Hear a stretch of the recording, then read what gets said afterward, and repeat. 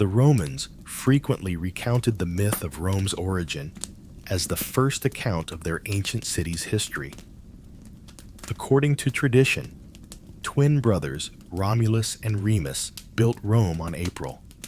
The sons were the offspring of Rhea Silvia, a daughter of Alba Longa's king Numitor, who became pregnant by Mars, the god of battle.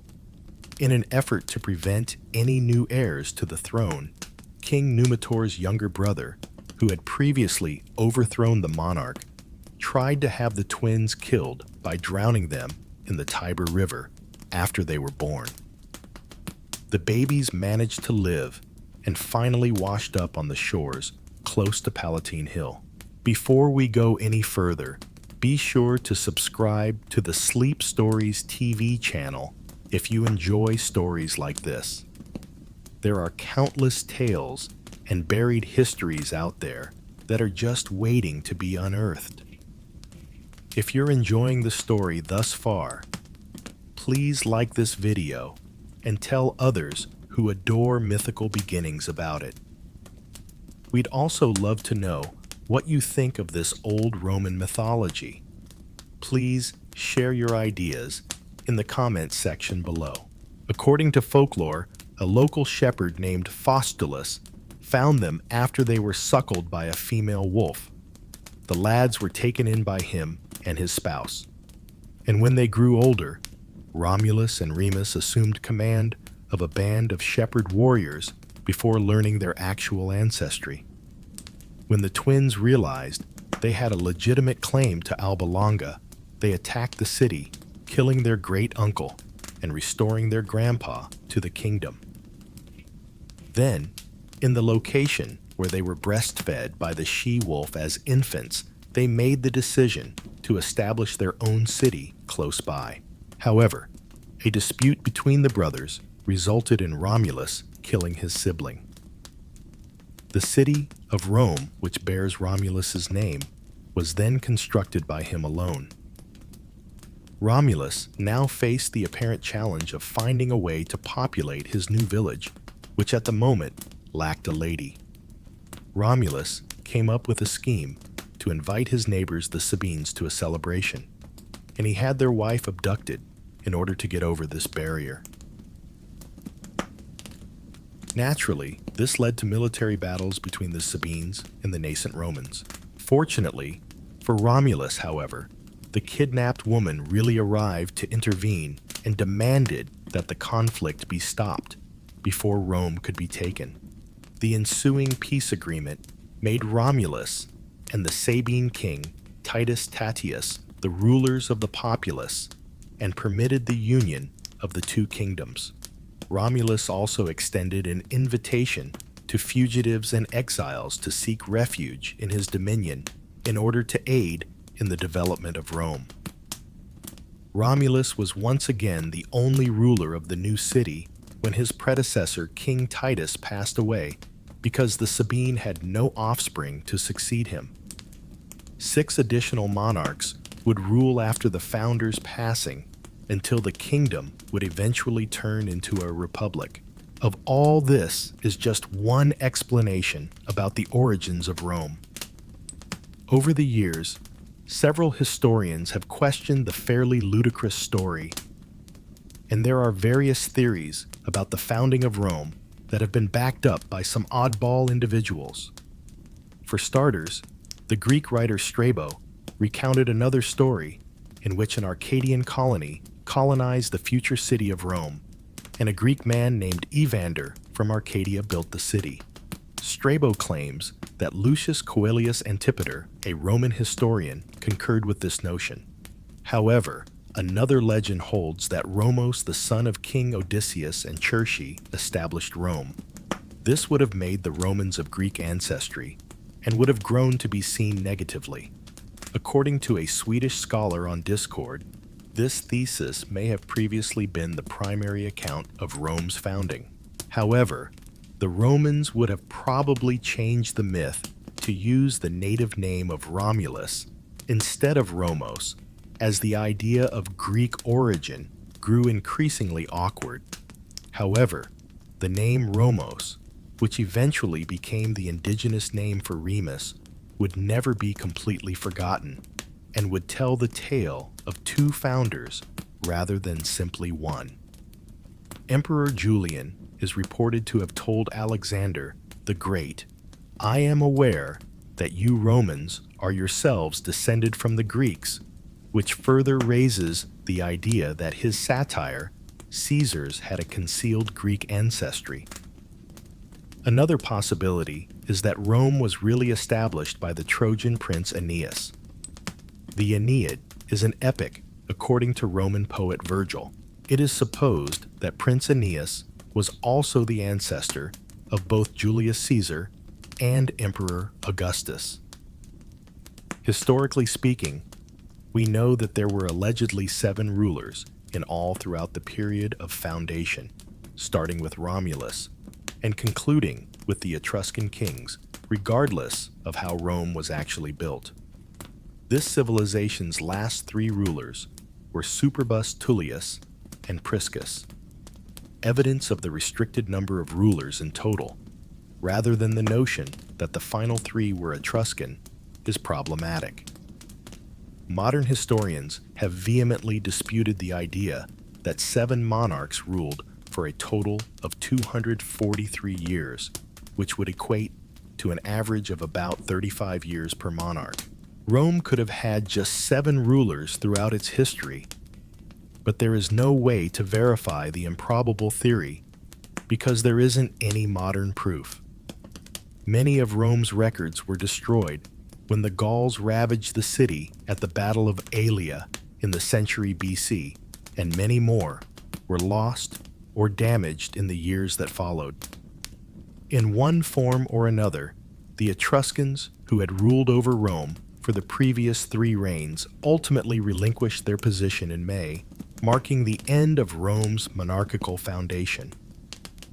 According to legend, the last monarch, Lucius Tarquinius Superbus, was overthrown after his son, Sextus Tarquinius, killed a noblewoman named Lucretia in a horrible deed. In order to punish the royal family by toppling the king himself, Lucretia's father-husband and even the monarch's nephew banded together. The Roman Senate and troops agreed to back this coup. In addition to overthrowing King Tarquinius, the Senate also decided to abolish royalty altogether. Additionally, 2 elected consuls were given most of his responsibilities. With a 1-year tenure and the potential for legal action against any consul who misuses their position, each consul would serve as a kind of check and balance on the others. The 2 consuls were Colentinus and Brutus. However, the latter was a descendant of the overthrown monarch and was ultimately compelled to resign and go into exile. As King Tarquinius made a few efforts to reclaim his throne and restore the Roman monarchy, including the Tarquinian plot the year he was removed, and 2 engagements in the Roman-Etruscan Wars. Shortly thereafter, Publius Valerius Publicola would succeed Colentinus. The Republic persisted despite the old king's disastrous failure. Even while the Republic was a step up over the monarchy, at this time, it was still not a democracy. The lower classes, known as the plebeians, had no authority to contest or sway the Senate's choices. Rather, the Senate, which was composed entirely of aristocrats or patricians, was in charge of choosing each consul for each term. Notable attempts were also made to isolate and differentiate the various societal strata. It was severely banned for plebeians and patricians to be married. The plebeians did gradually start to acquire more and more authority and influence as the Republic became older and more evolved, eventually qualifying for the consulship. However, the patricians' money effectively allowed them to retain their overall power. The manner the early Roman Republic handled crises was another intriguing aspect of it. The Senate and consuls might essentially elect a temporary dictator who would take full control of Rome during the crisis, such as in the event of a war or other military catastrophe. Since it allowed the dictator unbridled authority and control in an already tumultuous period, the post was, to put it plainly, hazardous. However, the idea worked as intended for a plebeian named Cincinnatus. During a military crisis that they believed necessitated the nomination of a dictator to assume command and command the troops, the nobles took Cincinnatus from his farm. Only 15 days later, Cincinnatus led the Romans to victory, resigned his temporary post willingly, and went back to his farm. The Roman Republic had also developed its 12 tablets, or recorded laws, by April. These laws currently seek to make all citizens equal in the eyes of the law, in contrast to the Republic's previous framework. Rome was now able to focus on expansion after perfecting the fundamentals of the nascent Republic. The Battle of Lake Regillus was one of the main battles the nascent Republic found itself in after gradually defeating all of its troublesome neighbors, notably the Sabines. Aulus Postumius Albus, Rome's new dictator, at the time, sought to eliminate the last challenge to Rome's expanding power when the Romans and the Latin League convened at Lake Regillus at the beginning of the century BC. Another nearby tribe, the Volsci, tried to assemble more fighters to bring in as extra support for the Latin League as the forces approached the battlefield, but they were unable to get it in time due to the Romans' quick start of their side of the conflict. Thus, the conflict would soon start. Albus led the soldiers at the helm for Rome, with Titus Aebutius Helva serving as the horse's master at his side. Lucius Tarquinius Superbussus, the last Roman monarch who had been deposed and humiliated, was on the opposite side of the Latin leader Octavius Mamilius. Given the intense hostility between the populace and their overthrown monarch, it is stated that this latter component was a major factor in the ferocity with which the Romans would battle. The leaders of both sides rushed into the fray as soon as it started, and Mamilius and Abutus were hurt by each other. The Latins were forced to retreat so far that the Romans were able to seize their camp when the Roman cavalry dismounted and knocked everything to the ground. Despite the early devastation, the Romans emerged as the definite winners as the Latins later withdrew from the battlefield. Even though this campaign was victorious, the Latins would still attack Rome in the future. Rome and the nearby Latin tribe, known as the Equi, engaged in combat at Mount Algudus. This fight began in April, after the Equi broke the ceasefire between the Tusculans and the Equi and began attacking Rome and the surrounding areas. Rome sprang into action to support its friend when the Equi attacked Tusculum again. The Equi were defeated at Mount Algudus when the Romans managed to encircle them and launch an attack with two distinct armies. However, these armies would meet once more, little over 10 years later. The Volsci tribe joined them, nevertheless, because the Latins were still a danger to the Romans. The Latins took control of their base camp and killed some 6,000 Romans, giving the impression that they may defeat the Romans this time. However, the Romans were able to turn the tide once more and drive the Latins to withdraw after dividing their forces into two groups and simultaneously striking their opponent forces from several directions, much as they had done in the last fight. This guaranteed the Republic's supremacy over the Equi in particular, and the rest of its near neighbors, giving Rome the final victory. By this time, the Roman Republic's primary objectives were to solidify its domestic authority and demonstrate its superiority over the neighboring Latin towns and tribes, as well as to lay the groundwork for its political system. and fundamental operational procedures. However, they were only the first several steps in creating a strong republic. Rome had to concentrate on developing and growing, but this was sometimes easier said than done. Rome's desire to expand its power and conquer new lands was not unique. As a result, the fledgling republic had to be both defensive and aggressive, particularly against the Celts, or the Gauls in particular. The animosity between the Gallic tribes and the expanding Roman Republic peaked in March. By the start of the century BC, the Gauls had already made their home in the Po Valley, quietly making their way toward Rome, and were soon invited to the Etruscan settlement of Clusium. The Maroons of Clusium, who wanted to get revenge on a man named Lucumo for supposedly having an affair with his wife, invited the Senones, a Gallic tribe ruled by their king Brennus. However, things became tense once the Senones got to Clusium, and Aaron sent to the Romans to beg for assistance in resolving the conflict. Rome dispatched 3 ambassadors to speak with the Gauls because it was eager to help. The Romans immediately set about preventing any kind of attack on Clusium after their arrival, and invited the Senones to join them for peace talks. Rome said that they would quickly declare war in retaliation and defend their friends in the event of a Gallic attack on the town. Brennus said that if Aaronus ceded some of his lands to the Senones, he would not launch an assault on Clusium. Arunzes and Brennus's men got into a heated dispute during negotiations, which swiftly turned into a full-fledged fight.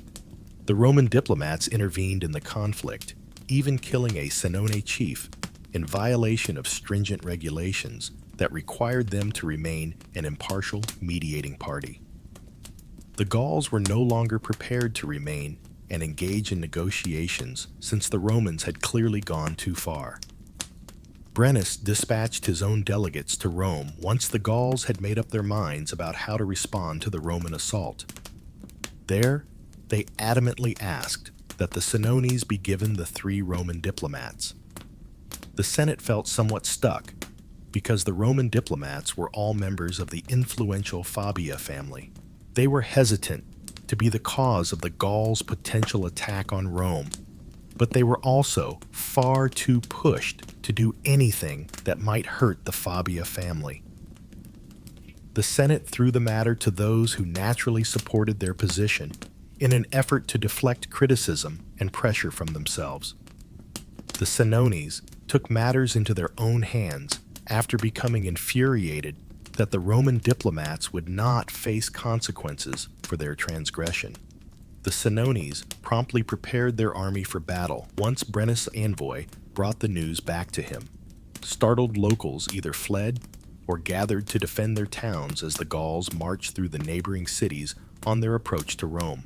The Senones made it obvious that Rome was their sole aim wherever they went.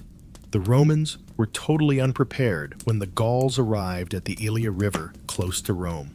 They were destructively sluggish in assembling a defensive force and had not even partially foreseen the wildly rapid incursion.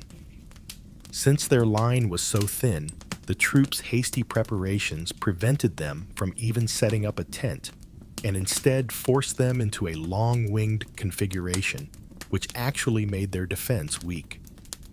Brennus was really perplexed by this, and believed that these troops were meant to ambush him and his men instead, so he headed directly for them, rather than the main Roman army.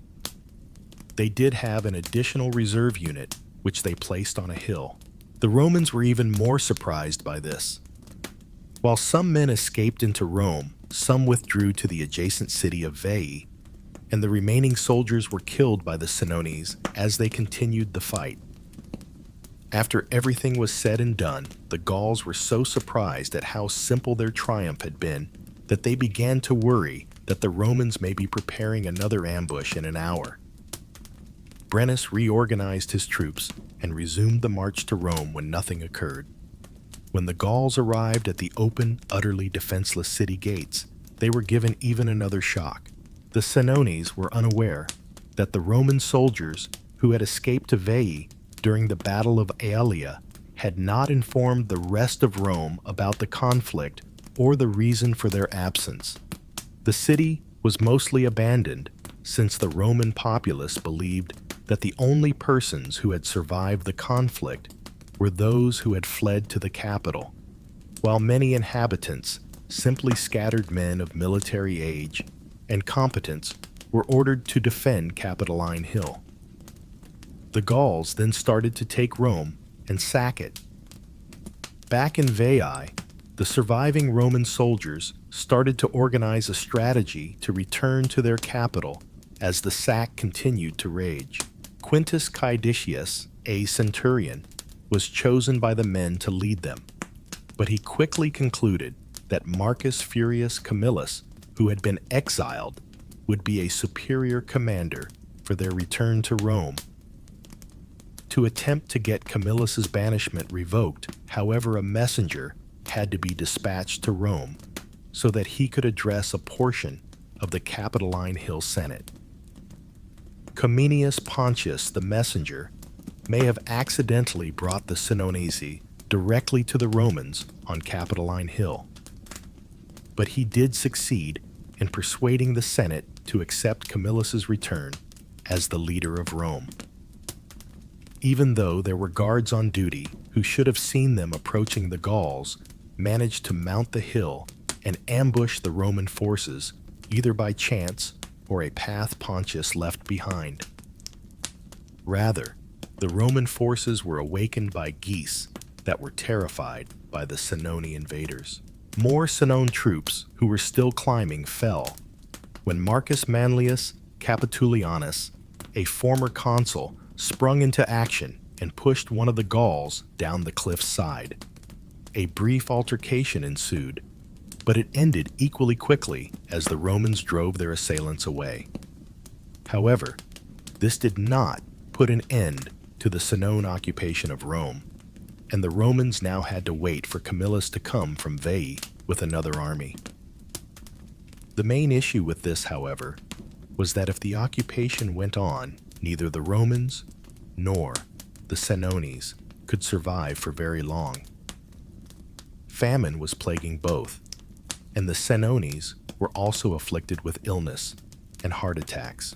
The Gauls chose to approach the Romans for peace talks as a result of these new difficulties, and they even considered offering to pay a ransom for the city. The Romans initially refused because they still thought Camillus would bring additional men, but they quickly changed their minds as the famine level rose.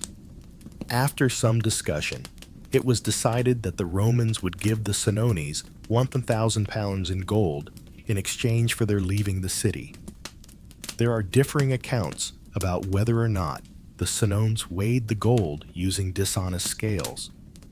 However, one author named Livy claims that Brennus tossed his sword on the scale and yelled the words "Vae victis," which translates to "Woe to the vanquished," in response to accusations that he had cheated the scales. In any case, the ransom would not be paid. When Camillus eventually showed up with his new army, he ordered the Romans to keep the gold. Brennus maintained that a bargain had already been reached, but Camillus rejected this claim, citing his appointment as Rome's top official as grounds for not having a pact with him. Rather, Camillus summoned the Gauls to fight his soldiers, and the fresh Roman army easily defeated the sick and famished Senones by a valiant military triumph. Not a ransom, Rome was now free. The victorious Republic was immediately plunged into another conflict with the nearby Latin tribes when the Gauls departed Rome. Rome would put up endless effort to maintain its position as a strong and expanding nation for more than 30 years. An overwhelming dread of a fresh Gallic war forming led to a peace agreement with the Latin League around March.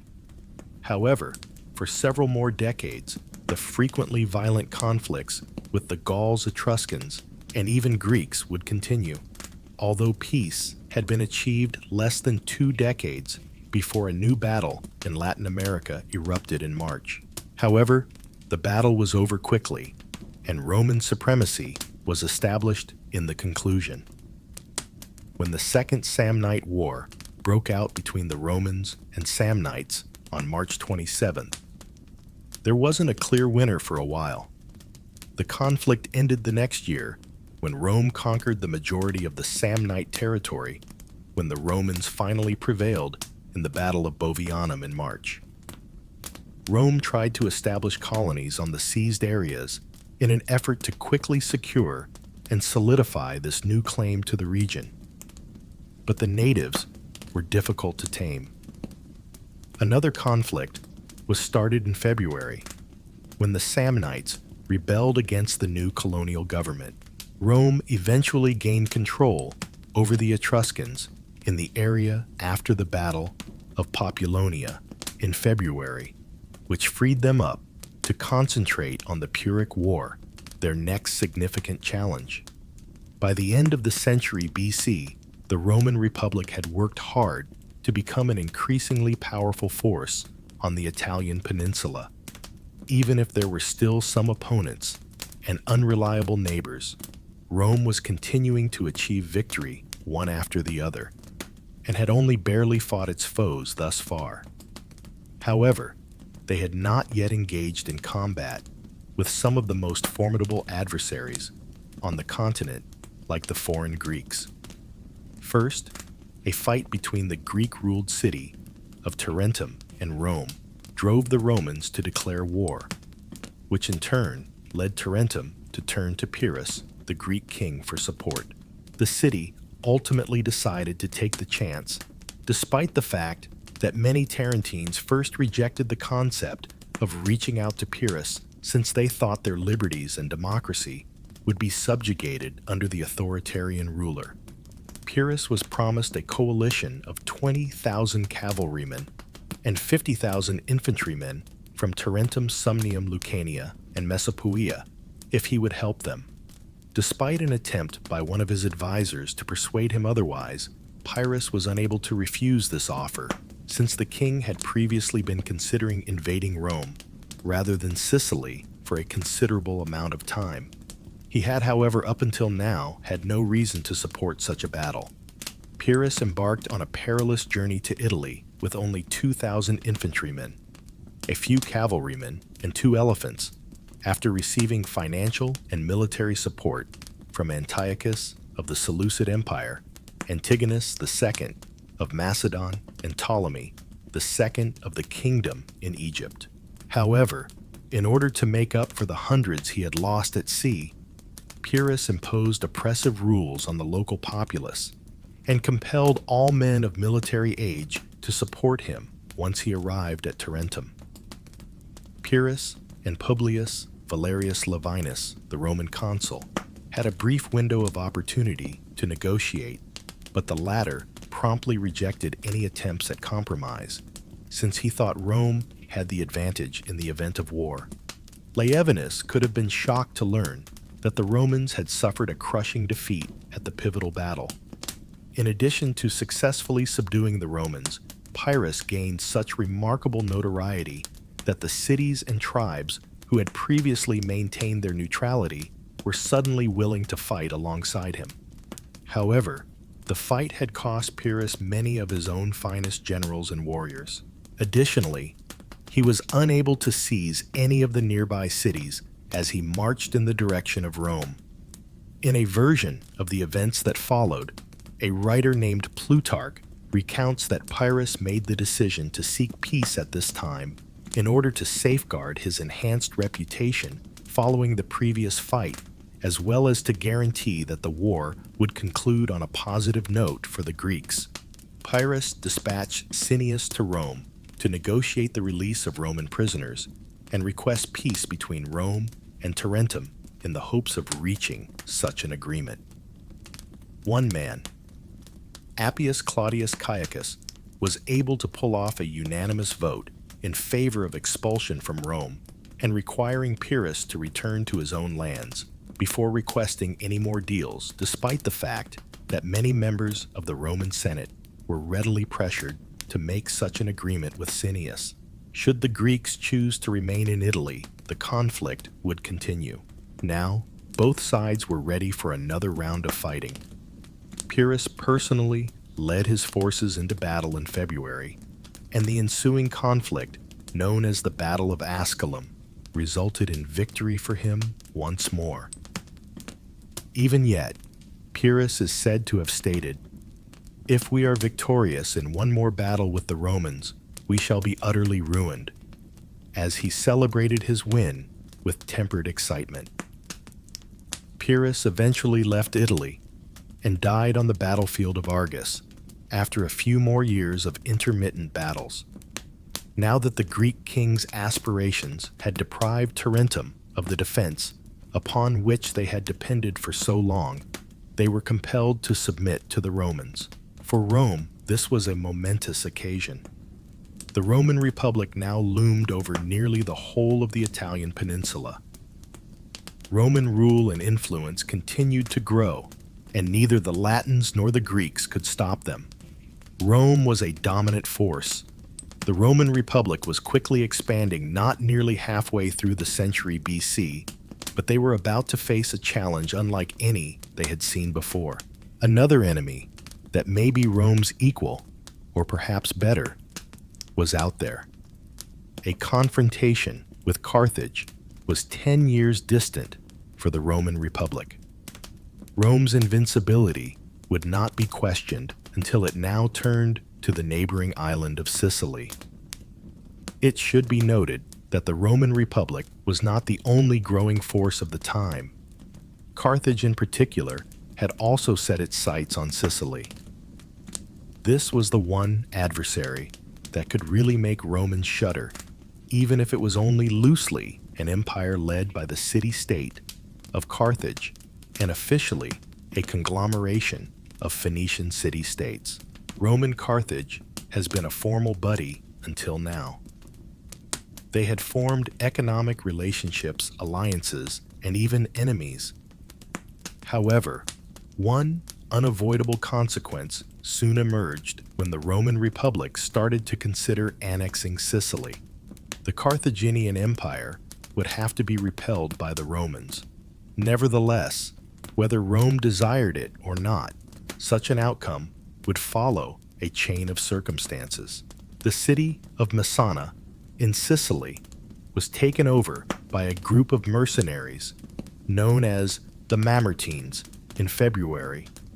Once the town was taken, the Mamertines soon found themselves uneasy, especially when it came to Syracuse and the possibility of a Carthaginian garrison being established in Messana. The mercenaries agreed to the stipulations because they thought it was a fair bargain. By this time, Rome had not shown much interest in Sicily, but there was discussion over whether or not they ought to support their fellow Italians, the Mamertines. The Roman Senate was divided, however, with some believing that the Mamertines had wrongfully taken Messana and should not be protected, and others seeing the possible self-interest in entering Sicily. Rome resolutely assembled the required soldiers under the leadership of Appius Claudius Caudex and went out to build its own garrison in Messina.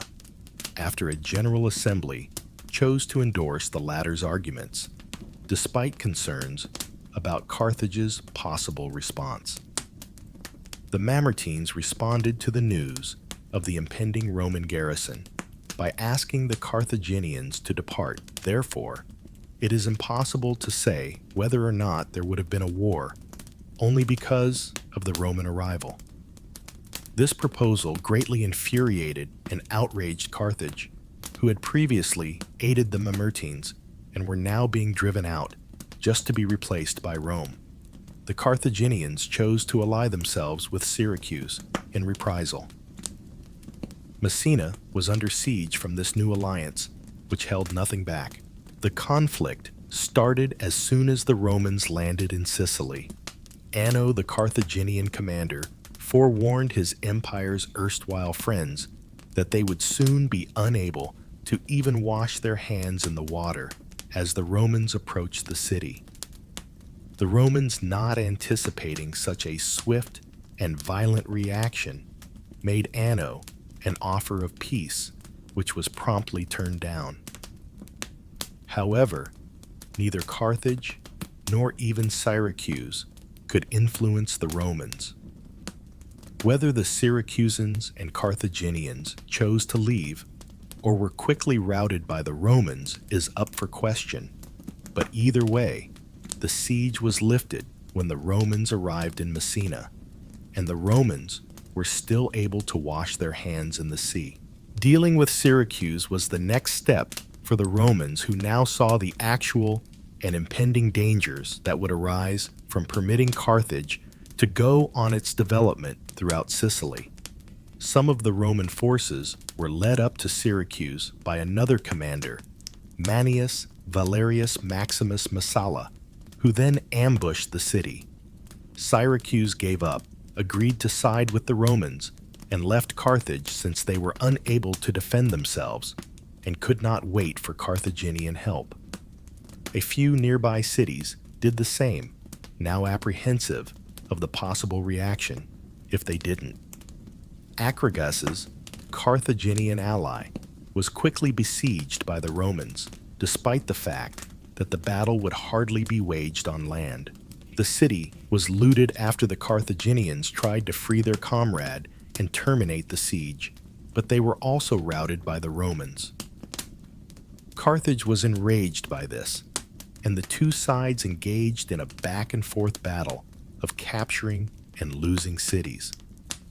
Albeit, the emphasis of the conflict started to move toward the sea.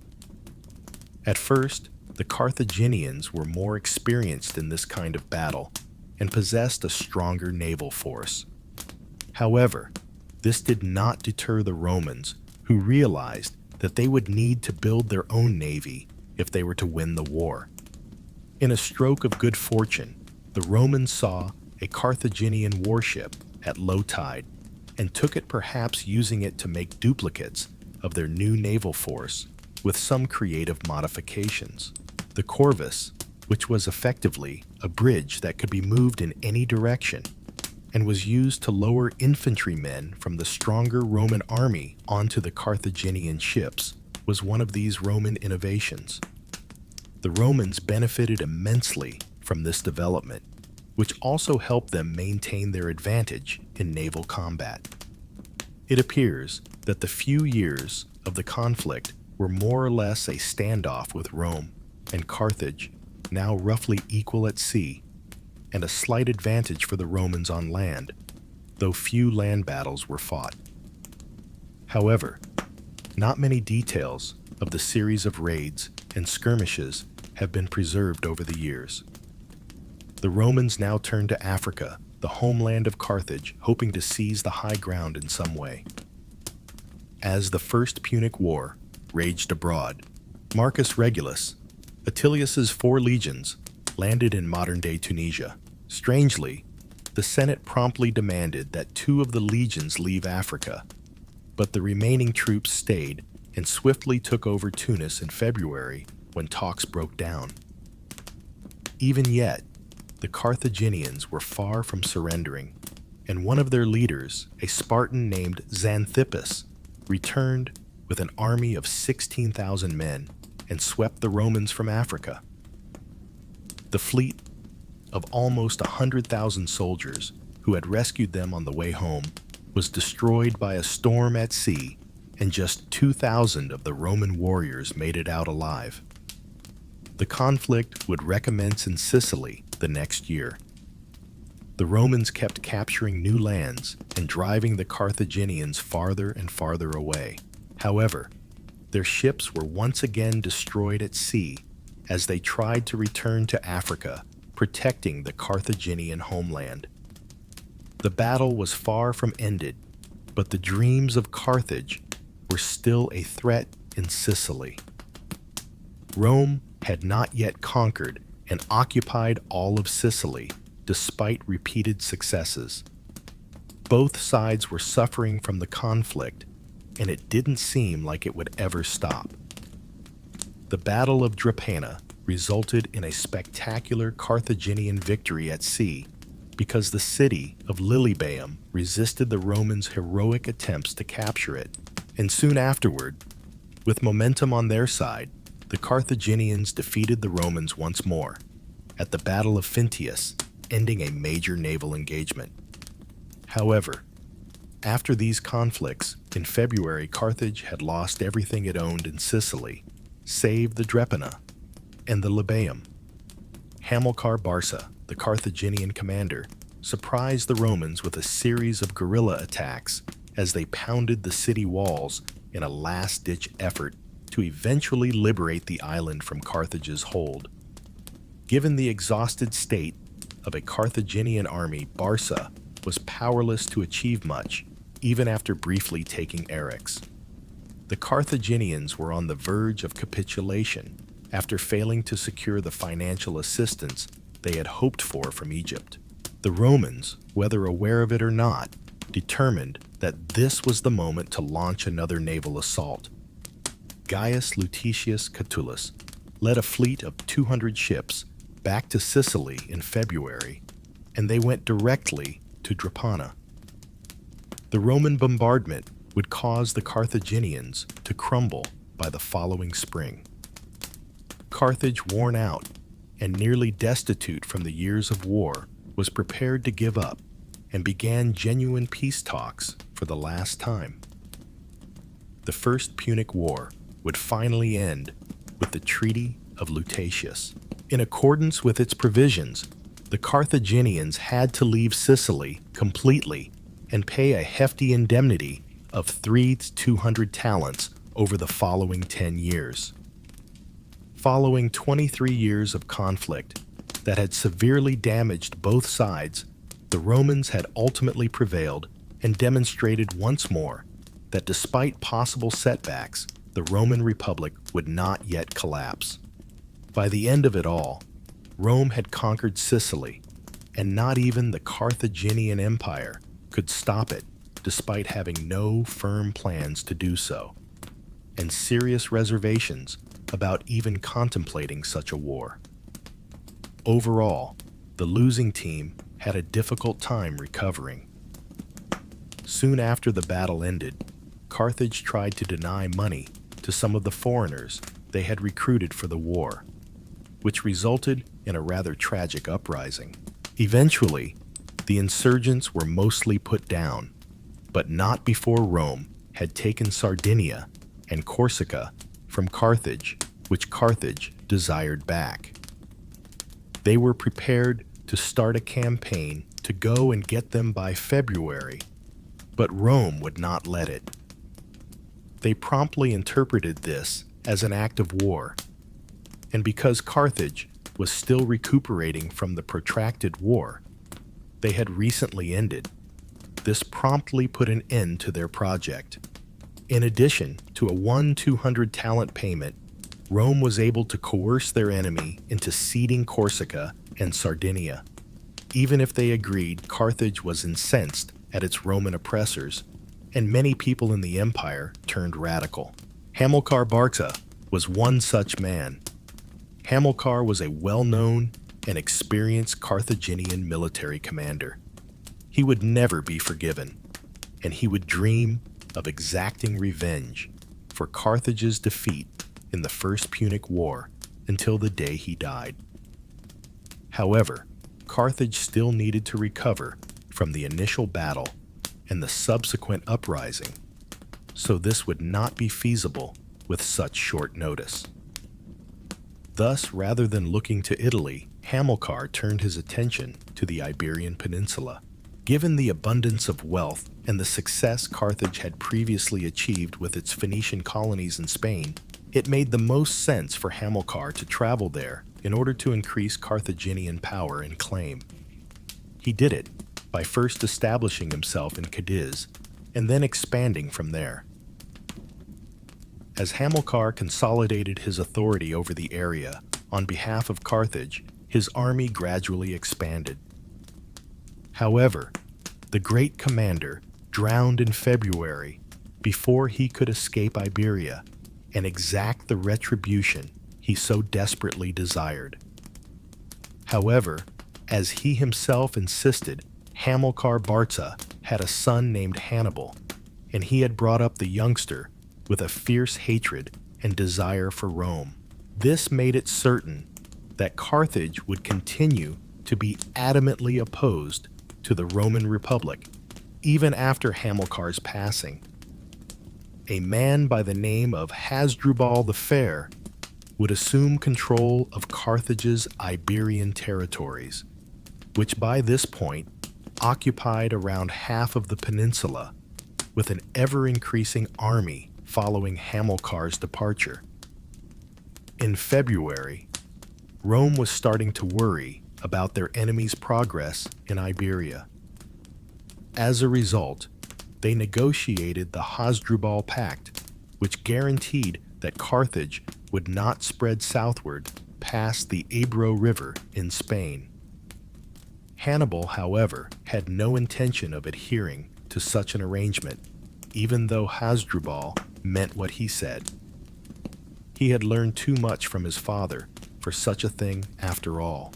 After Hasdrubal was assassinated, Hannibal seized power in Spain, just a few years after Rome and Carthage had begun negotiating, and he quickly started to expand beyond the existing boundaries.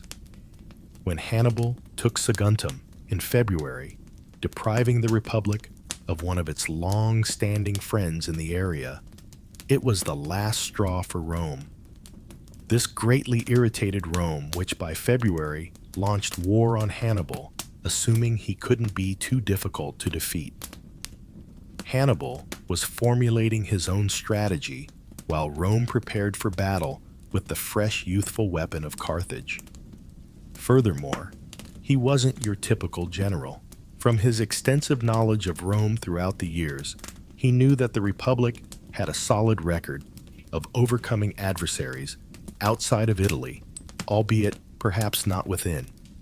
Hannibal may lose if the Romans pursued him in Spain, but he might triumph if he pursued them in Italy.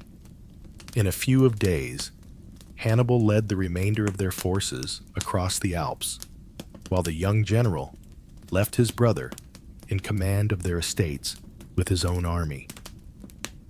As Hannibal and his army marched into Italy, they encountered greater opposition than they had anticipated, despite the fact that it would only take 15 days.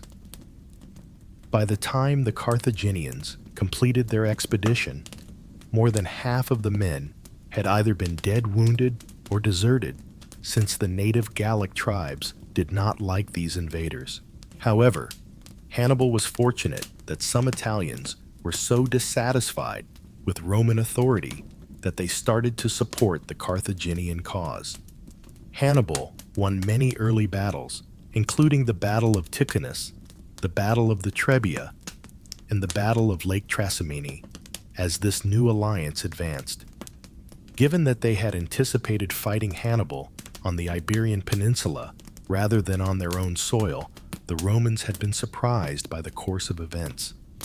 But he was here, and there was no denying the menace. The Carthaginian general had been correct thus far. On their own territory, the Romans appeared feeble, and Hannibal had even been able to bolster his force with the help of the natives. His confidence was growing, and would be further bolstered when the two teams met at Cannae in February. The Romans were devastated when Hannibal took possession of a vital supply depot in the town earlier that year. And they were also afraid that the invader would soon seize control of the entire city. The Romans, therefore, made the decision to settle the dispute by war. The Carthaginians had surprised the Romans on their way to Cannae. Thus, the conflict between them and the Romans, led by Consul Varro, was really a little skirmish. Hannibal would once more defeat the local Roman forces when the conflict ultimately unfolded around the river Aufidus taking very few personal losses. City-states throughout southern Italy pledged allegiance to the Carthaginian side in response to this win, which sparked a wave of support. And although this was a huge accomplishment, Hannibal was still in a new situation. There were no reinforcements for him. Since his brother was stranded back in Spain, and no one from Carthage could help, he would have to go without any support if he were to make his way directly to Rome. But Rome had changed its strategy to just stay away from Hannibal completely. In order to weaken Hannibal's troops, they implemented the Fabian doctrine, which called for the Romans to concentrate on defeating the allies and obstructing the Carthaginian supplies. Furthermore, Rome rejected any peace talks as the latter's advantage appeared to be eroding. The Romans would strike wherever Hannibal wasn't, as he fought to keep control of his conquered Italian lands. The Carthaginian attack was starting to unravel. They were unable to retake Sardinia. No one was being dispatched to help, and their authority was always being questioned. By February, Bruttium was all that remained of Hannibal. In order to deny the Carthaginians assistance or supplies, the Romans were now in charge of the oceans. Furthermore, Hasdrubal had been defeated and had lost power back in Spain, and a new generation of Italian friends from Carthage were now pledging their allegiance to Rome.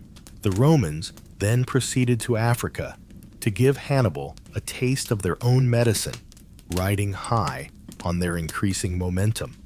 The Romans, now led by Consul Scipio, entered Africa in February and started wreaking devastation, while Hannibal was still fighting in Italy. While the Carthaginians were getting ready to send soldiers home under Gisco to fight off the troublesome Romans, their Numidian allies joined them. Prince Syphax and his army, their own Numidian ally, joined them upon their arrival. When this alliance finally ran afoul of the Roman conquerors, Carthage did not have luck. The Romans were winning, and the Carthaginians were starting to lose hope, as they had taken over enough land, including Tunis, to make Hannibal himself worry that the worst was still to come for the city of Carthage. As talks between Rome and Carthage went on, without producing any results, Hannibal later returned from Italy. The Second Punic War would conclude dramatically with his arrival in February. When fall arrived, Hannibal and Scipio were prepared to meet in person. On an aircraft close to Narragara, the opposing generals had a face-to-face meeting. It's unclear exactly what was said, but if there had been any diplomatic efforts to terminate the conflict, they were a complete failure. The armies were prepared for the grand finale, with 10,000 cavalry and 75,000 infantry for Rome and Carthage respectively. Hannibal possessed 80 war elephants in addition to his troops, but these ended up being more of a liability than a benefit. Despite Hannibal's best attempts to defend themselves, the Romans were able to avoid the first slaughter of the animals before frightening them back towards the Carthaginians. This led to a chaotic chaos that allowed the Roman troops to swoop in and obliterate Hannibal's left flank. Then, as the centers of both armies headed by Scipio and Hannibal personally advanced on one another, the Roman left wing struck the Carthaginian right flank. While the Roman center had Hannibal imprisoned from the front, the Roman cavalry were defeating their Carthaginian equivalent and then charging at Hannibal's center from behind as this battle continued. It was this marked the end of the Second Punic War, as Hannibal was unable to vanquish the powerful Romans as his predecessors had done. Carthage had lost any chance of competing with their opponent, even though Hannibal would manage to get away.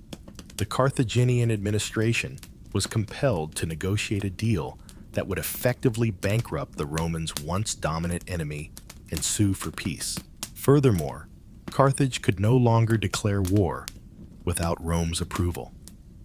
Carthage's chances of continuing to be a powerful military force were completely destroyed when they were forced to give up their maritime fleet. Thus, despite early victories and the famous Hannibal's leadership, Carthage fell. Rome still appeared to be genuinely unbeatable. The start of the Punic Wars signaled a dramatic chapter in Roman history that occasionally even eclipsed current affairs outside of the Carthaginian War.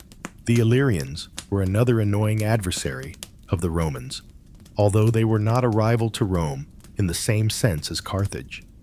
Rather, the Illyrians threatened the Romans by engaging in piracy in the Adriatic, which ultimately became a nuisance. These tensions reached a boiling point in February when the majority of these individuals were united around Queen Tuta, who had begun to ignore the growing piracy on the Adriatic. Rome also disregarded this, but when it started to affect Roman trade, the Senate decided to use diplomacy to step in. War was inevitable when this resulted in the execution of a Roman ambassador at the Queen's command. Tuta was eventually pressured into signing a peace treaty that gave Rome some of her territories. After the brief Roman campaign of retaliation ended in victory for the co-consuls and their troops in Illyricum. Meanwhile, Illyrian fleets were compelled to stay north of Lissus if they were in groups of more than 2 ships at a time. The law will soon be disregarded, despite Rome's hopes that this would end the problem of piracy. The Gallic tribes of northern Italy, some of whom had even taken control of and sacked Rome itself in March, had also been at war with the Romans. By February, northern Italy's Gauls and their Gallic allies on the other side of the Alps planned to repeat March's triumphs and put an end to a protracted battle with Rome. Rather, the Romans were well prepared and defeated the attackers at the Battle of Telamon and in the wars that followed, which put an end to whatever opposition that remained. By February, notwithstanding the previous peace treaty, Demetrio of Pharos, the Illyrian monarch, who had previously collaborated with the Romans, desired to start extending his own authority. Thus, Demetrius commanded a fleet of 90 ships south of Lissus and made an effort to conquer more land, but the Romans swiftly put an end to his plans, taking Demale instead and crushing the opposition at Pharos. Ultimately, Demetrios surrendered and fled to Macedonia, bringing an end to the Second Illyrian War, but merely a pause in fighting. The Romans would wind up fighting a string of battles with Macedon at the same time, as if they weren't already distracted by enough conflicts. Following Philip V of Macedon's decision to formally support Carthage under the leadership of the legendary Hannibal. The first of these conflicts started during the Second Punic War. Rome deployed some forces to fight the Macedonians along the Adriatic till the Punic War was drawing to a close, only to keep the former occupied and prevent them from intervening on favor of Carthage. As expected, the ceasefire was merely a short-term fix. To be fair, though, the Greeks made the request for Rome to return this time.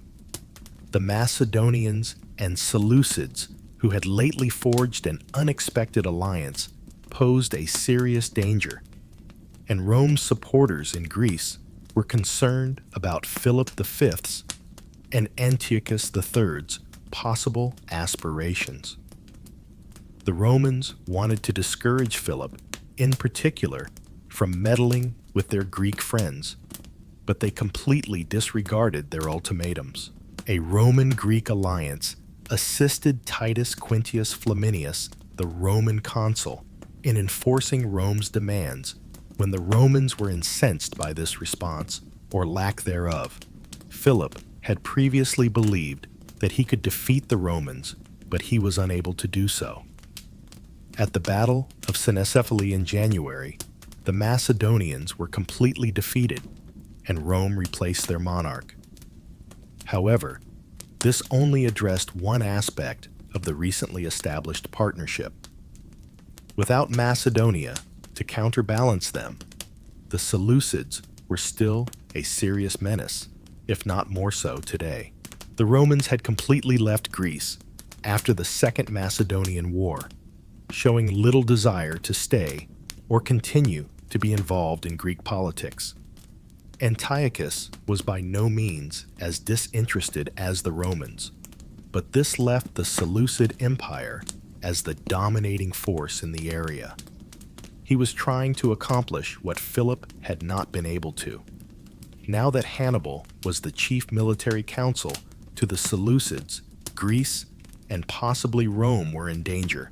Consequently, the war started on Rome's terms after the Roman-Greek alliance sent out another coalition army, this time led by Scipio Africanus, Thermopylae, and Magnesia in January, as well as a Roman victory would mark its conclusion. The Seleucid Empire began to fall with the conclusion of this conflict, but the Macedonians were nearly prepared to try again at war with Rome. Following the Seleucid conflict, the Romans withdrew from Greece under the mistaken belief that there would be peace in the area, much as they had done after the Second Macedonian War. Just like the Seleucids, the Macedonians now made an effort to grow, just as Philip had done before to his passing, and the ascension of his son, Perseus, who was now in power. Even yet, the new Macedonian ruler ultimately had little chance against the Romans, and by January, it was all over with the Battle of Pydna. Rome divided Macedon into 4 separate republics under its own supervision. This time, realizing they couldn't depart without causing instability in the area. Tensions erupted once more in January when the Romans witnessed Gentius, their erstwhile friend in the Illyrian king, change sides and support the Macedonians. However, like before, this conflict was brief, and by the end of January, Rome had won and could finally go on. Rome was steadfast and triumphant in its Greek ambitions, notwithstanding the short-lived nature of the Fourth Macedonian War and the Achaean War that followed. Nevertheless, in addition to the conflicts with Carthage, Macedonia, the Seleucids, the Gauls, and the Illyrians, the Roman Republic, would have to contend with another conflict. Rome had to deal with mounting opposition to its Iberian territories during period, especially from the Lusitanian tribes in Hispania Ulterior. Since the Lusitanians remained independent despite Rome's growth, they have been at odds with the Romans for a few decades. However, the uprisings were growing in size and ferocity in January. The Romans also started a larger fire beneath them in January. The Roman praetor, Servius Sulpicius Galba, had thousands of Lusitanians slaughtered in cold blood after pretending to be willing to negotiate. However, one man, Viriatus, escaped the catastrophe and was chosen to rule the tribes a few years later. He swiftly rose to fame among the tribes as a hero, and his resentment of Rome remained unwavering. Even though the fights were difficult, Viriatus would struggle until the end, when he was brutally killed in his sleep in January by 3 men who had betrayed the emperor on behalf of the Romans. Thus, the Third Punic War, and everything that had happened in its wake, were coming to an end at this time. War was undoubtedly a prevalent aspect of the Republic's history, even though it did not take up all of Rome's decades and centuries. However, back home, artistic, political, and architectural achievements were also being made, albeit frequently overshadowed by the wars that both questioned and cemented Rome's hegemonic power in Greece, Iberia, and the surrounding regions. Rome and Carthage fought it out to see who could have the greatest impact from Italy to North Africa. But it could have been the Punic Wars that really eclipsed the fame of all the earlier wars. The Republic was simultaneously putting an end to every other rival challenger and overall adversary, while these battles raged over the world and the Romans destroyed their opponent's empire piece by piece. Although the First Punic War stoked the rival nations' hostility, it was the Second Punic War that would solidify their animosity toward one another and guarantee that Rome would continue to be the greater force following consecutive triumphs. But there was more to come. Even though the most recent battle and peace treaty had severely damaged and debilitated Carthage, it continued to exist. And too many Romans were troubled by this. Carthage had to pay a heavy price in terms of skill land and military autonomy following Rome's victory in the Second Punic War. The agreement that Carthage could not engage in any kind of warfare without the consent of the Roman Republic, including defensive wars, was perhaps one of the most important limitations Rome had now imposed on Carthage. Massinissa, a modern-day Numidian monarch and Rome's ally, would make the most of this agreement between Rome and Carthage, since the Numidians wanted to grow, and their Carthaginian neighbors had some extra land. Massinissa was gradually eroding Carthaginian possessions over a few decades. Desperate to protect their towns and declare war, his victims begged Rome for help, but the Romans refused and sided with the Numidians. The vanquished Carthaginians did in fact comply with this command and stopped from taking military action for a startlingly long period of time, but this would soon alter. Carthage had had enough in January. The modern Carthaginian general, Hasdrubal the Boeotarch, organized a sizable army and launched a counteroffensive after being attacked by the Numidians once more. Rome was far from forgiving to the Carthaginians, even though Carthage would lose the war in the end, and Hasdrubal would get a death sentence for breaking the covenant. A significant number of Roman senators claimed more than ever that Carthage was a menace to the Roman Republic and should be destroyed, despite the fact that its military might was stagnating. Why the Senate quickly concluded that war with Carthage was the greatest option is unknown. Others ascribed it to the dread of political rivalry, others to the prospect of business competition, and yet others to avarice.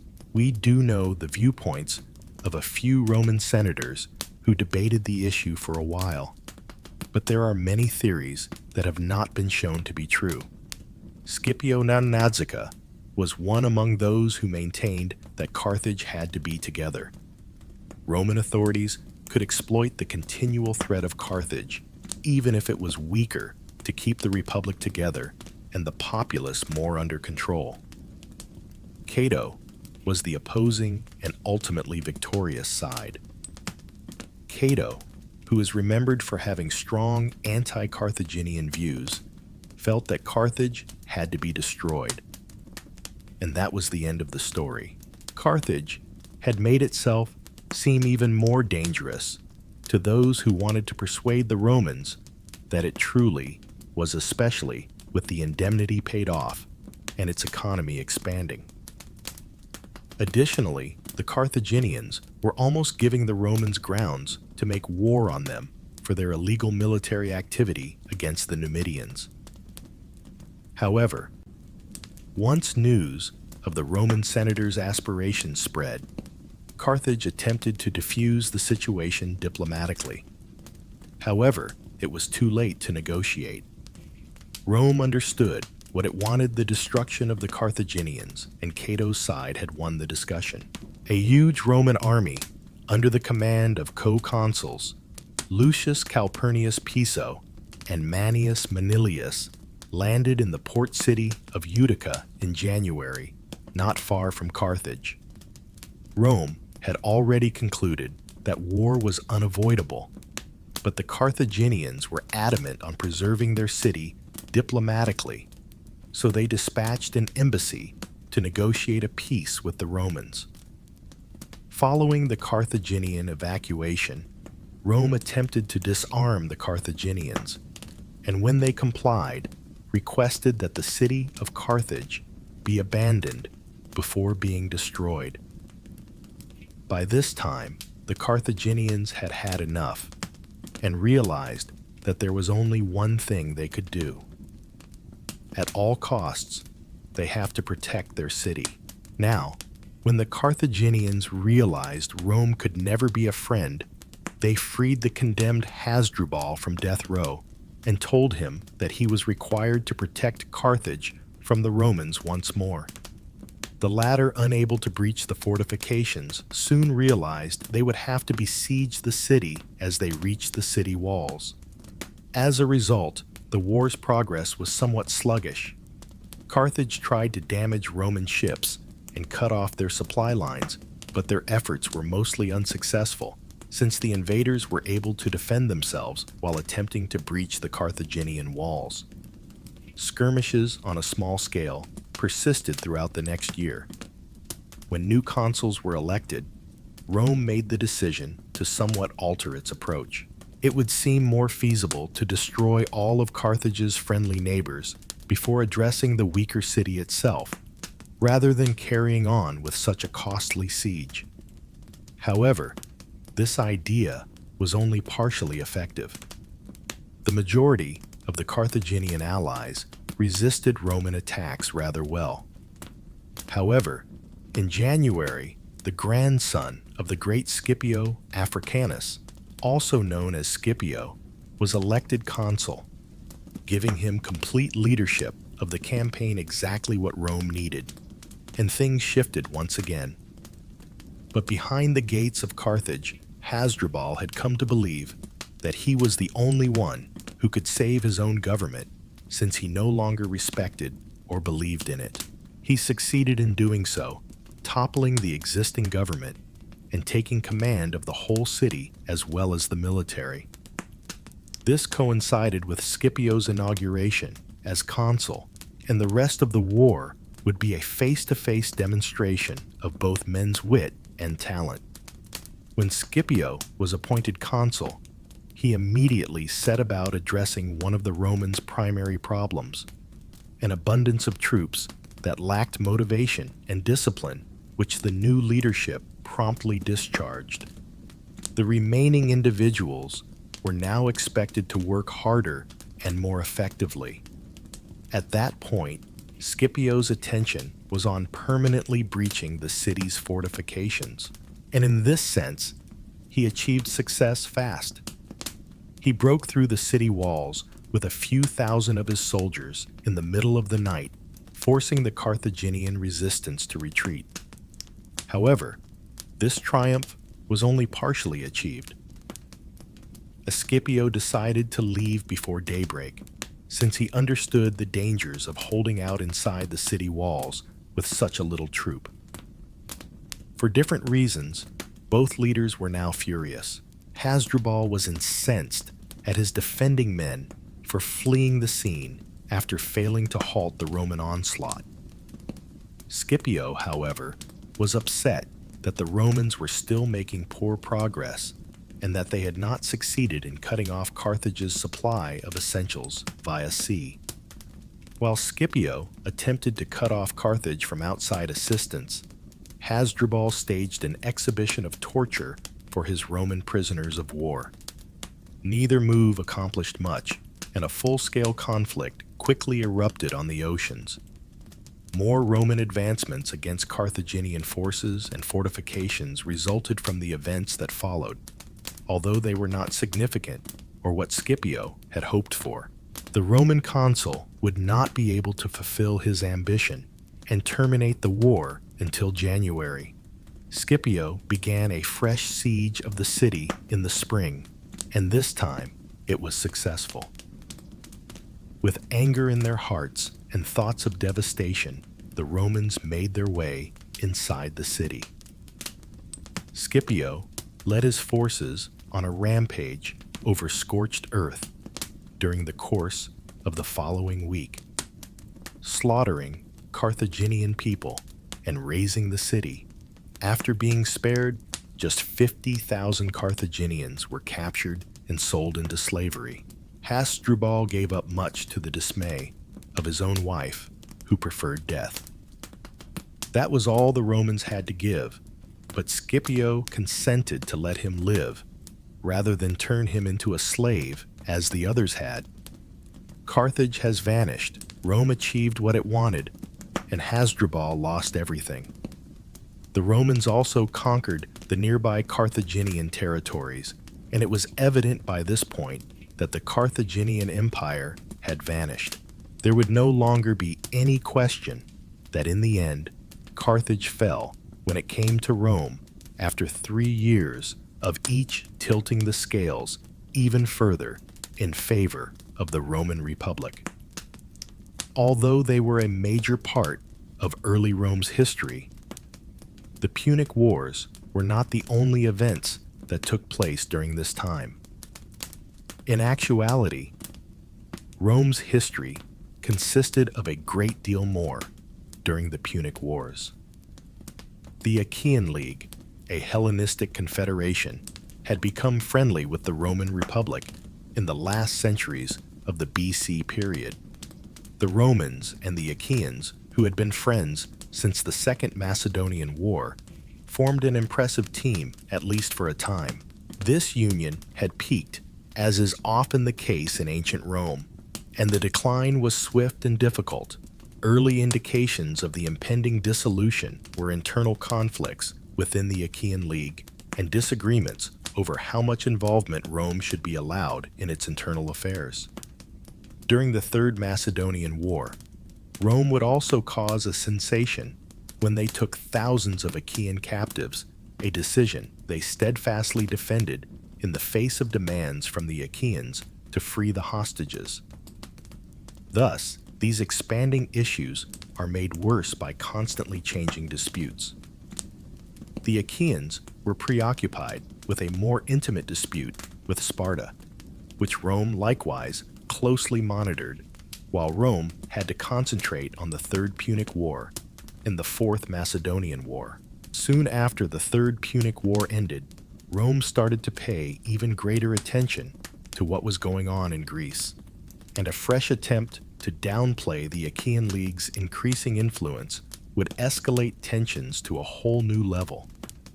The Greeks quickly reached their breaking point due to Rome's interference, and their reaction was far more powerful than the Romans had expected. Sparta was proclaimed at war by the Achaean League. It is uncertain if the Achaeans had declared war against the Roman Republic as well.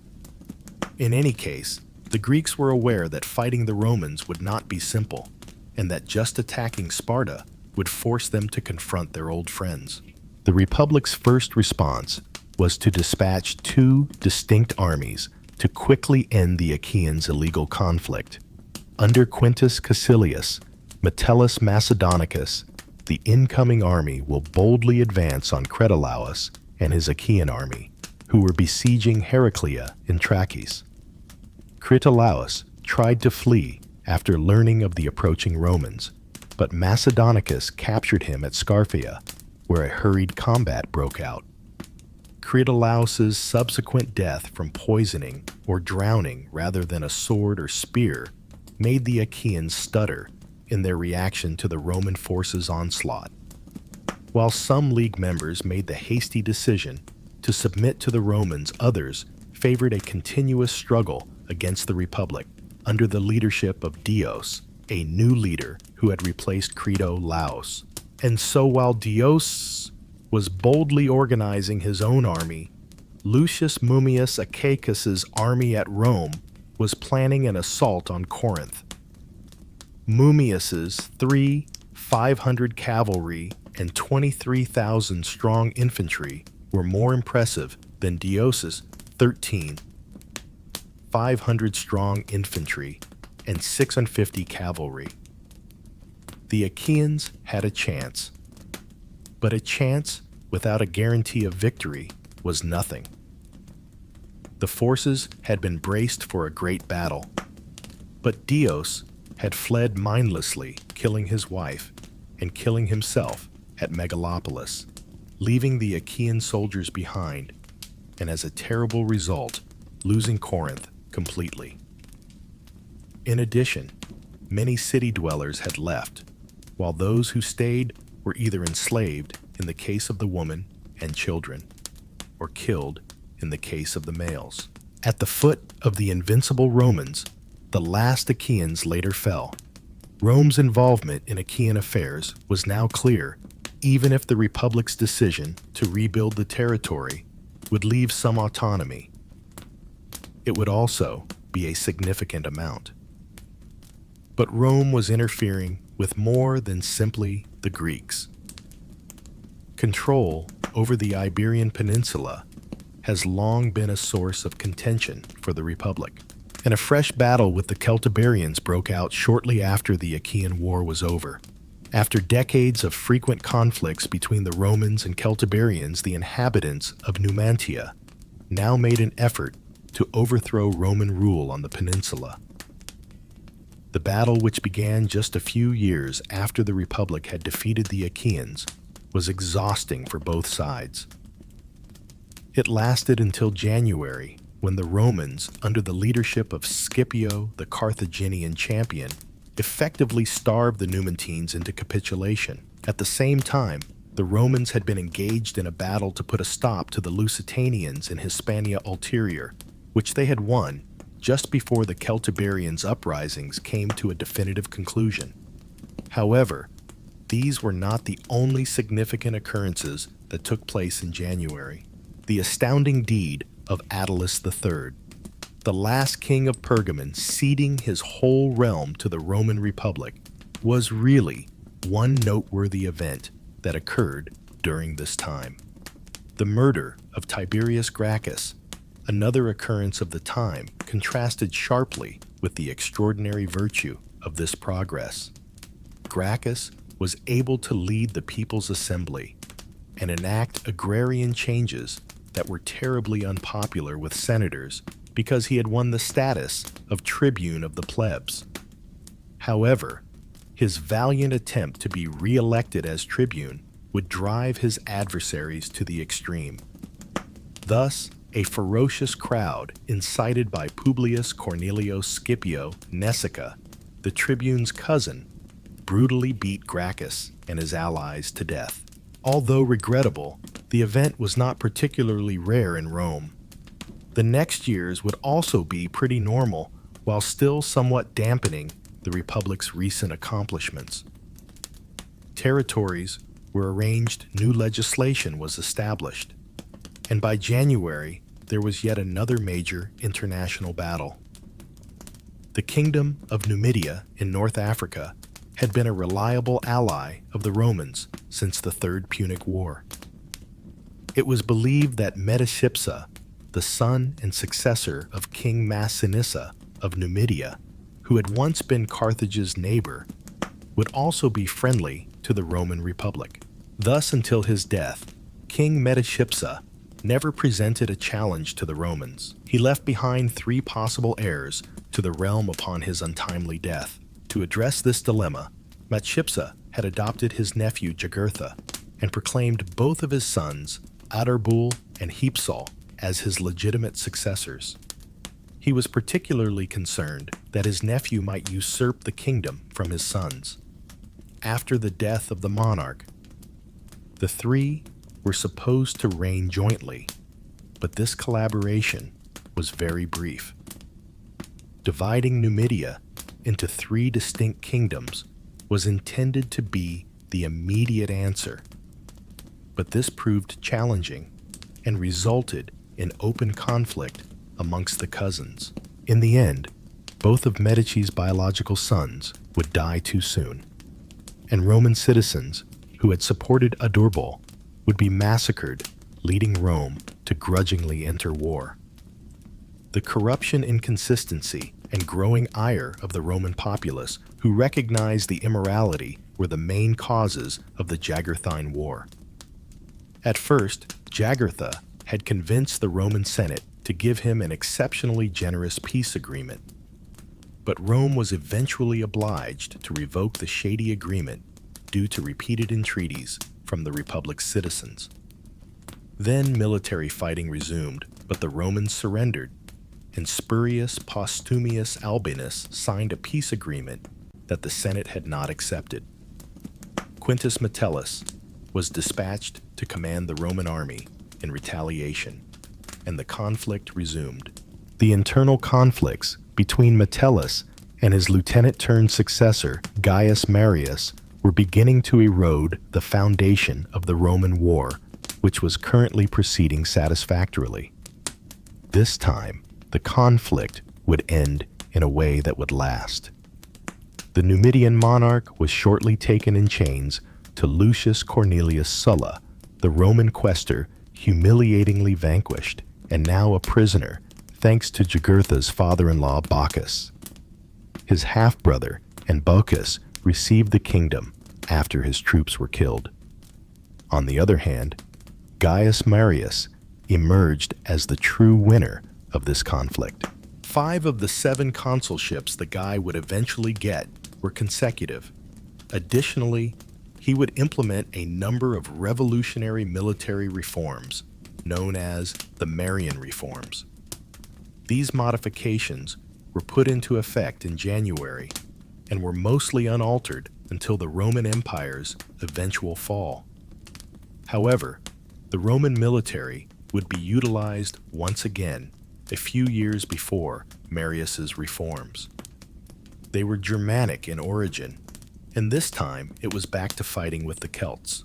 The Cimbri and Teutons invaded Roman-controlled territory during the so-called Cimbrian War, and by January they had advanced as far as Italy.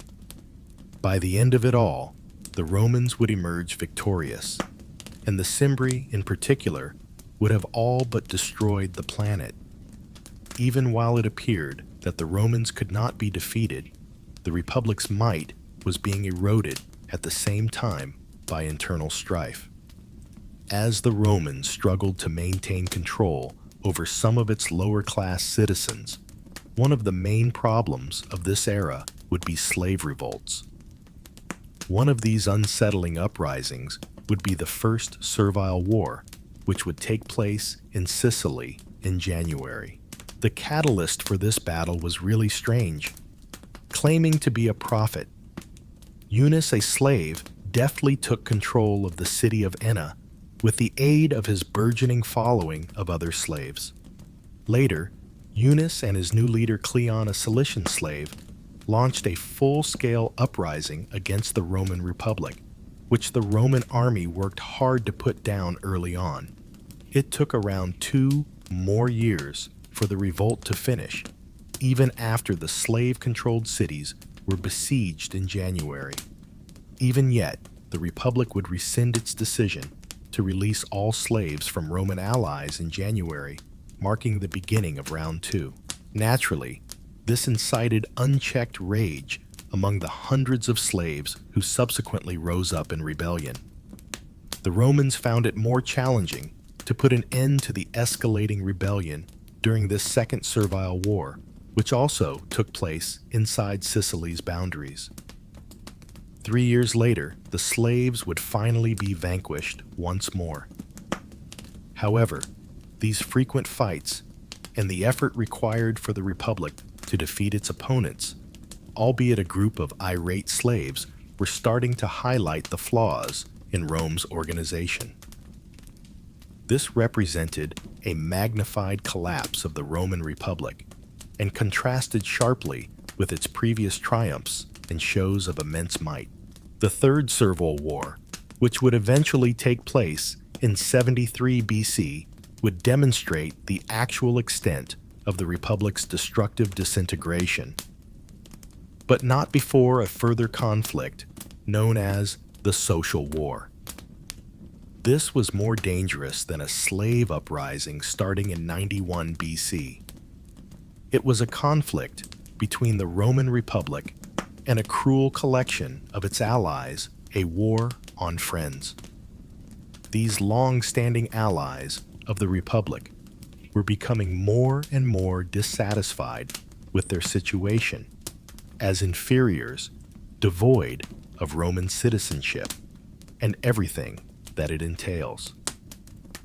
This concept offended Rome further, upsetting its allies who refused to compromise on this new demand for equality. War eventually broke out when strife erupted in the area of Rome, as was frequently the case. The duration of these conflicts would be 4 years, and Rome had won and lost in the end of it.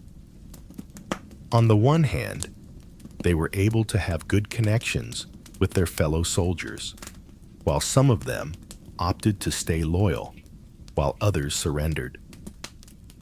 However, they lost because the Republic had to ultimately give in to the demands of their supporters and extend citizenship to all peninsular Italians in order for the part to become a reality. Life continued on, though, and Romans still had to deal with the escalating issues at home. One of Rome's own sparked a fresh problem a few years after the fiasco with the Republic's friends. Lucius Cornelius Sulla, the man who had been given the king of Numidia in chains, marched for the Republic's capital with the sole goal of gaining absolute control. In 88 BC, Sulla took over Rome, but he soon went to fight the First Mithridatic War against Greek towns who were rebelling under the leadership of King Mithridates VI of Pontus.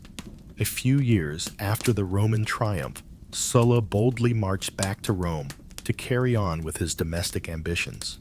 The challenger had put Gnaeus Octavius, a reliable ally, in charge of the Roman Republic while he was away. Later, Lucius Cornelius China Sulla's fellow opponent, his son Gaius Marius, and the exiled Gaius Marius overthrew this replacement. After Sulla's adherents were slaughtered by the victorious opposition, China and Marius formally proclaimed themselves to be in the places that Sulla had claimed. But Marius's time was running out, and Cinna was left to rule Rome alone and be the only opponent of the resurgent and fervent Sulla. Lucius Valerius Flaccus dispatched an army to meet Sulla and relieve him of his responsibilities in the east. But before he could get to his objective, Sulla managed to win over a few of Flaccus's soldiers. As his former supporters, at least those who had escaped slaughter, flocked to his side once more, Sulla's army would become even larger by the time he set foot in southern Italy. Thus, the Battle of Mount Tifata, which Sulla would decisively win, took place in 83 BC and would subsequently be known as Sulla's Civil War. Over the next several months, there would be further battles, negotiations, and defections, and the conflict would continue until Sulla became the victor in 82 BC and established himself as the Roman Republic's dictator. Lucius Lutinus Murena and Mithridates VI of Pontus were engaged in a second Mithridatic War, which would continue until an indecisive halt to hostilities was placed in 81 BC, while the new despots of the Roman Republic were busy acquiring their titles. In spite of corruption, internal conflict, and the overall increase in instability, Rome was fighting battle after war to preserve its dominance and authority. The Serratorian War, the Third Mithridatic War, and the Third Servile War would tarnish the decade that followed Sulla's attempt to seize Rome for himself. These battles started in 80 BC and were the result of another uprising that was started by a group of rebels who rejected Sulla's new rule. They were Roman, Celtic, Iberian, and others. The war's namesake, Quintus Sertorius, commanded the new battles against the tyrant after serving as an opposition combatant during Sulla's civil war. As it unfolded on the Iberian Peninsula, The 8 exhausting years of the battle would overlap with the unconnected campaigns. Only until Marcus Prepara killed his purported comrade Sertorius due to betrayal among the opposition did the light at the end of the tunnel appear. Preparna posed less of a threat to Rome than his victim had, and the great Pompey was not slow in ending him either. The Republic was now battling on 2 fronts. Thus this came just in time. Rome was once again engaged in combat with the Mithridates in Asia Minor. This would be the biggest and longest of the Mithridatic Wars, dragging allies from several continents into the carnage and lasting a torturous 10 years. It was another devastating tragedy for the trembling Republic, and Rome had to contend with more than that. The most well-known of the Servile Wars began in 73 BC, when 70 gladiators gained their freedom after fleeing a gladiator school. Gaining support from their peers was easy for these freed slaves, and their rebellious numbers would soon exceed 100,000. Spartacus was perhaps the most well-known gladiator commander, becoming an expert in repelling Roman troops to carry on his uprising.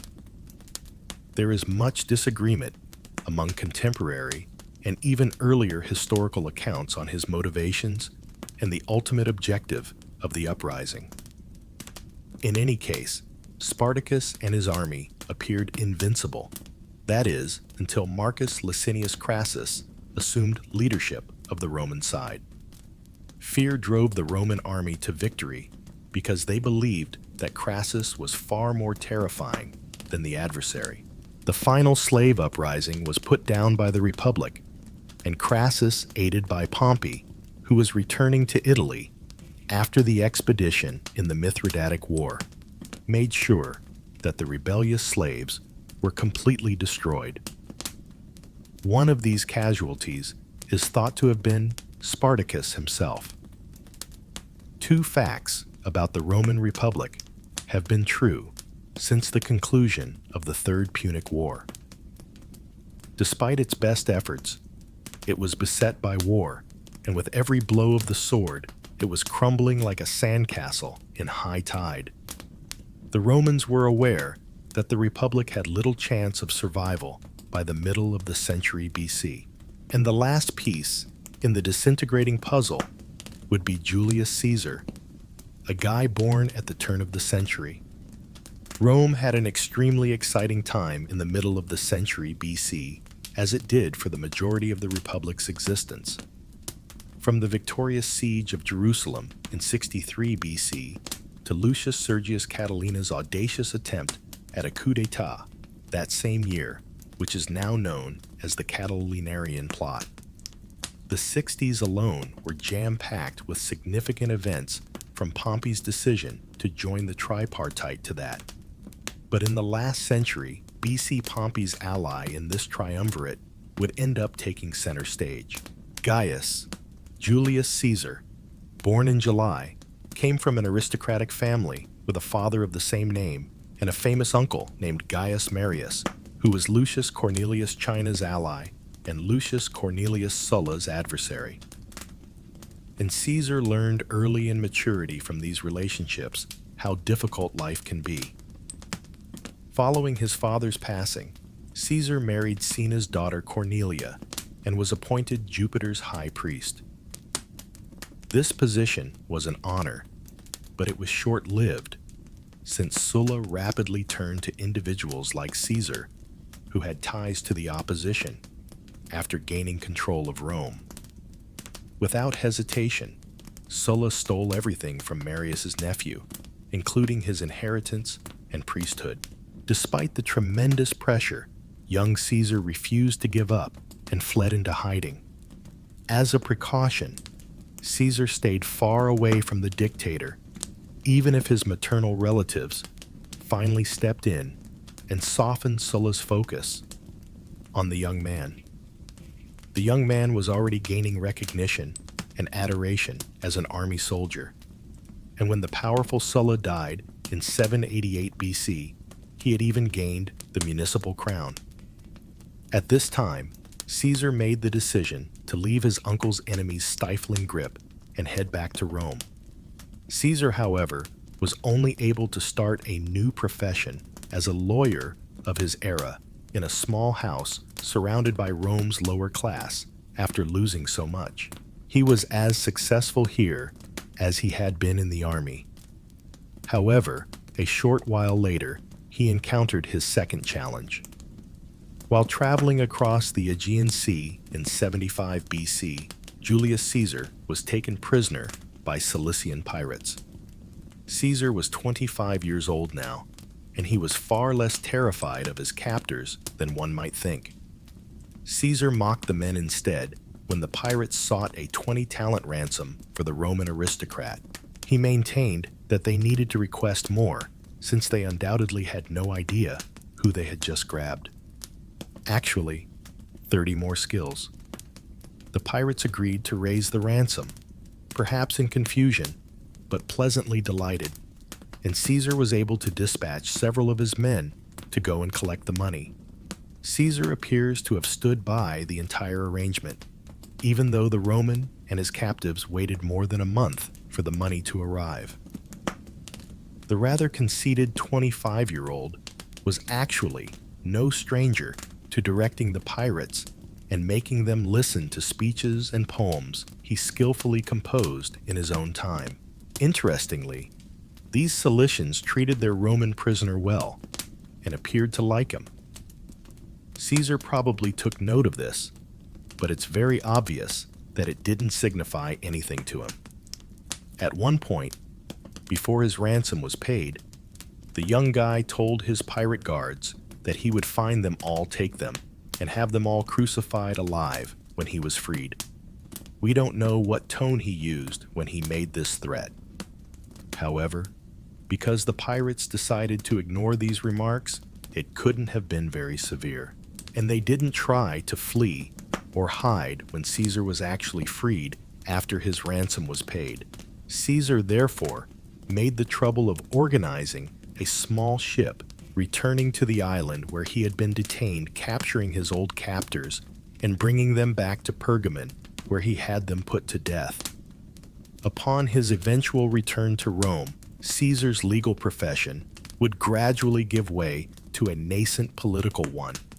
His appointment to the military tribunal would be the first stage, closely followed by his election as quaestor in 699 BC. Following Cornelius' death, he would eventually fulfill this latter role in Hispania. He avoided Rome until 67 BC, when he returned and wed a late Sulla's granddaughter. Caesar would go on to become curula, aedile, pontifex maximus, and praetor during the course of the following 5 years. As his prominence, credibility, and authority increased, he would later switch to the praetor side over Hispania Ulterior. Caesar found himself in a challenging situation after his soldiers began to refer to him as the Imperator of 60 BC. He could either lay down his arms and run for consul, as he had previously meant to do, or remain in the army and be given a Senate victory ceremony. Eventually, the seasoned soldier lawyer and now politician would go with the latter. Corruption was rampant, and the electoral process was disgusting. Nevertheless, Caesar managed to prevail. In 59% BC, he and Marcus Babulus will start serving as consuls. Caesar's covert collaboration with individuals like Marcus Licinius Crassus and Gnaeus Pompeius Magnus would come to light during this period as consul of Rome. Caesar himself had already developed a friendship with both individuals, although they had been at conflict for a long time. As a result, Caesar made an effort to negotiate what would turn out to be a successful reunion between the two. The first triumvirate, an originally covert partnership between these three individuals, was the result of their efforts. However, Crassus and Pompey chose to take the triumvirate public backing Caesar and the new law he presented during his consulship, which called for the coercive redistribution of public lands to the poor. Soon, the city was overrun by soldiers, and everyone who dared to resist the triumvirate was swiftly forced into submission or into quiet.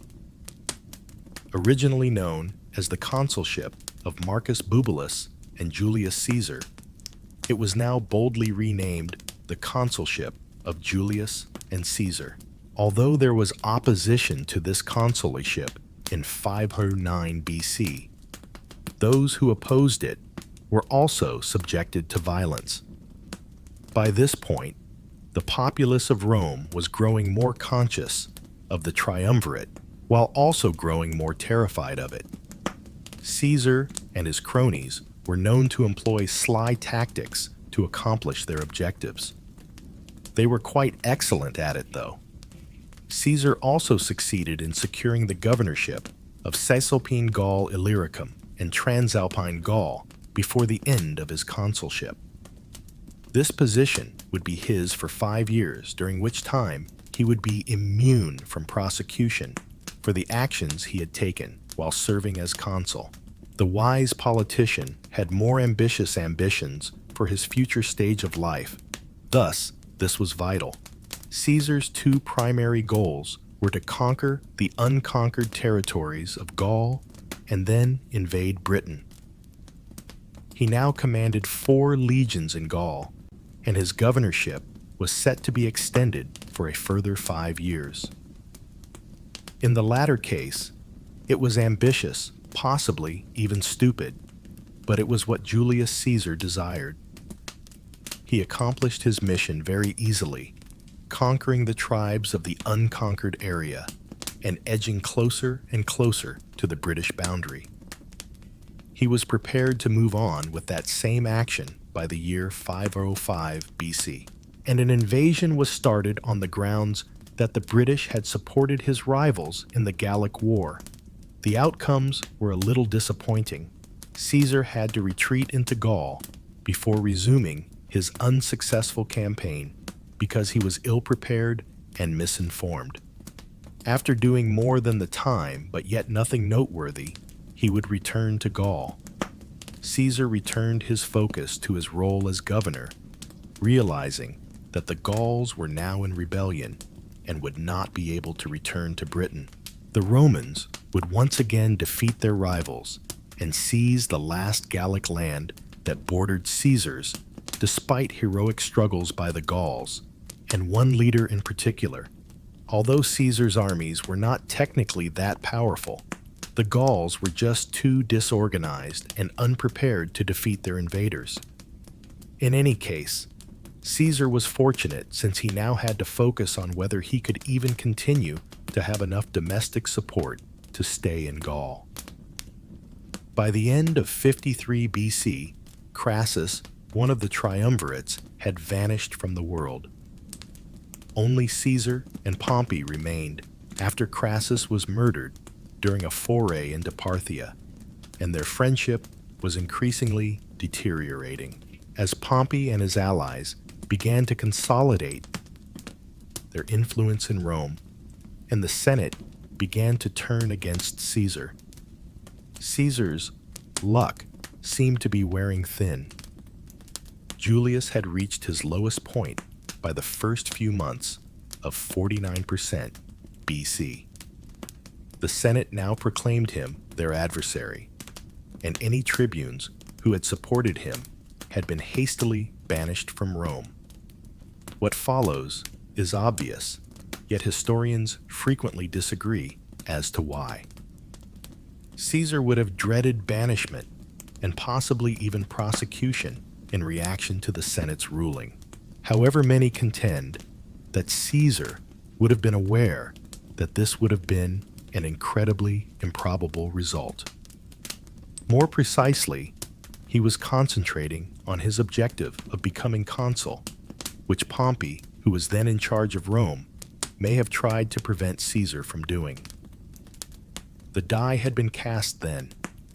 Julius Caesar started a civil war after leading a single legion across the Rubicon. Reality suddenly struck the senators like a ton of bricks, even if the odds appeared to be far from in the disgraced attacker's favor. The troops who had fought with Caesar under several armies were ready to back their friend, and the citizens of Rome did not bother to defend their morally dubious leaders.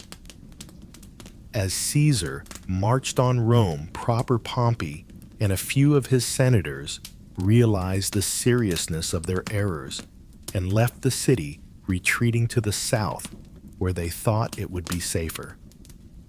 But once more, they were mistaken. Following the events that followed, Pompey fled to Greece. Following several battles between Caesar's and Pompey's armies, Caesar left for Hispania, while his ally Mark Antony stayed in Italy on his behalf. With each legion joining Caesar's army, scores of troops were suddenly swarming to his side. Soon after, Pompey fled to Egypt, where Caesar gladly accompanied him. It is unknown what he planned to do with his now former buddy, but it is known that he was quite unhappy upon learning of Pompey's murder at the hands of the troops of Egypt's monarch, Ptolemy XIII. It appears that Caesar had developed feelings for the king's sister Cleopatra, and Ptolemy had intended to achieve a positive relationship with the Romans. Caesar eventually defeated Ptolemy and left Egypt, which was now controlled for Asia Minor, after siding with the Egyptian queen in the Alexandrine War, probably partly influenced by Pompey's assassination. Although Caesar was constantly traveling around Italy to conduct operations in the Middle East, Africa, and Asia, he had by this point been reinstated as dictator in Rome. Additionally, he was appointed consul on several occasions, and his dictatorship was extended on several occasions when he pardoned his Senate rivals and so had few domestic opponents. Caesar started implementing major legal changes, including altering the Roman calendar, once he eventually made his way back to Rome in the 40s BC. With the titles of dictator, tribune, and consul, he was effectively the only authority in the fading Roman Republic, if it could still be called that. Although he would actually step down from the latter role in 45 BC, Caesar's decision soon after to appoint all magistrates, tribunes, and consuls himself meant that his successors were once again chosen by election. Caesar's reputation in the Senate was declining rather than increasing, even though he was able to make all of these unilateral decisions and exercise such tremendous authority. He was doing these things despite not having the backing of his senators not with it. However, under these situations, animosity frequently grows quickly, like a plant, and seeds are quickly dispersed from one repressed politician to another. Caesar's oppressive power was too much for senators like those in Rome to handle. Ideas started to flow. People started conversing, and a cunning plan was taking shape. Mark Antony was immediately alerted to the construction scheme by a man named Servilius Casca, but the senators had taken this into consideration. Nothing else needed to be done. The clock was running out of time, and Caesar's days were running out. Julius Caesar, the dictator of Rome, appeared to the Senate on the Ides of March in the year 4 BC, completely unaware of what was going to happen. He is said to have been aware that there had been some type of behind-the-scenes discussion, but he was undoubtedly unaware of the full scope of what his senators were planning to do on the floor of the Theater of Pompey. Caesar's wife had woken up earlier that morning from a horrifying nightmare in which the great monarch had been horribly murdered. So, pleading with him to stay at home, she persuaded Caesar to dismiss the Senate. Decimus Junius Brutus Albinus, who is not the same Brutus now known for his role in the upcoming conspiracy, traveled to Caesar's house to personally convince him not to pay attention to his wife's worries after Mark Antony arrived to tell the senators of this. Following some discussion, the tyrant finally acceded to Decimus's scheming entreaties and chose to go before the Senate. Now, Mark Antony tried to join his buddy and comrade, but Decimus, or a Gaius Trebonius, stopped him on his way inside the building and took him into custody. As a result, Caesar entered by himself. Lucius Tillius Chimer then came up to Caesar and pleaded with him to remember his brother who had been banished. Before Chimer seized him violently by the shoulder and pulled down his toga, the dictator showed little interest in hearing what the guy had to say. Caesar is reported to have roared back, "Why this is violence?" Publius Servilius Casca Longus then immediately produced a shimmering sword and made an attempt to stab the dictator in the neck. Casca yells, "Brother, help me!" as Caesar, with lightning-fast reflexes, turns barely in time to grab his arm. Caesar then fought Casca off in a furious manner, but it was too late. At least 60 cunning senators encircled him and attempted to attack the helpless despot. Julius Caesar made a vain attempt to get away from the crowd for the little time. However, he quickly staggered to the ground where he lay helpless, covered in his own blood, and eventually pierced by 23 stab wounds. It was later said that the great majority of the powerful and illustrious Romans' wounds were not lethal in and of themselves, and that the blood loss was the cause of his terrible demise. Thus, Gaius Julius Caesar, the great Roman emperor, bled out on the steps of the Curia of Pompey, his corpse allowed to drain for hours by his assassins. Following the completion of the act, the senators marched around the city, announcing the Romans' newfound independence from Caesar's control, expecting the populace to react with joy and appreciation. Instead, they encountered anger and silence. The killing's immediate aftermath was chaotic.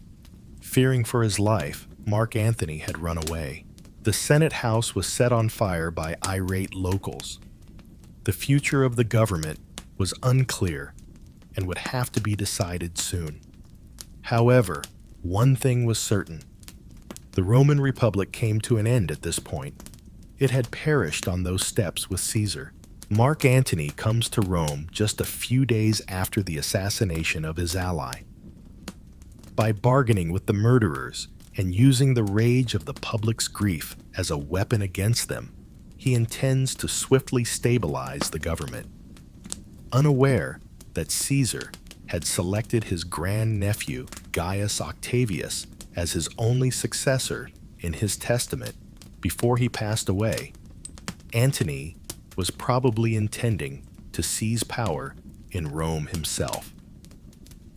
Ironically, it was also determined that Decimus Junius Brutus Albinus, not Mark Antony, would be the heir apparent in the event that Octavius, a quite poorly little child, passed away before Caesar. The final nail in the coffin of the Roman Republic was pounded pretty violently by the death of the renowned tyrant Julius Caesar. It was doomed to fail. But before it was formally put to rest, a lot more work needed to be done.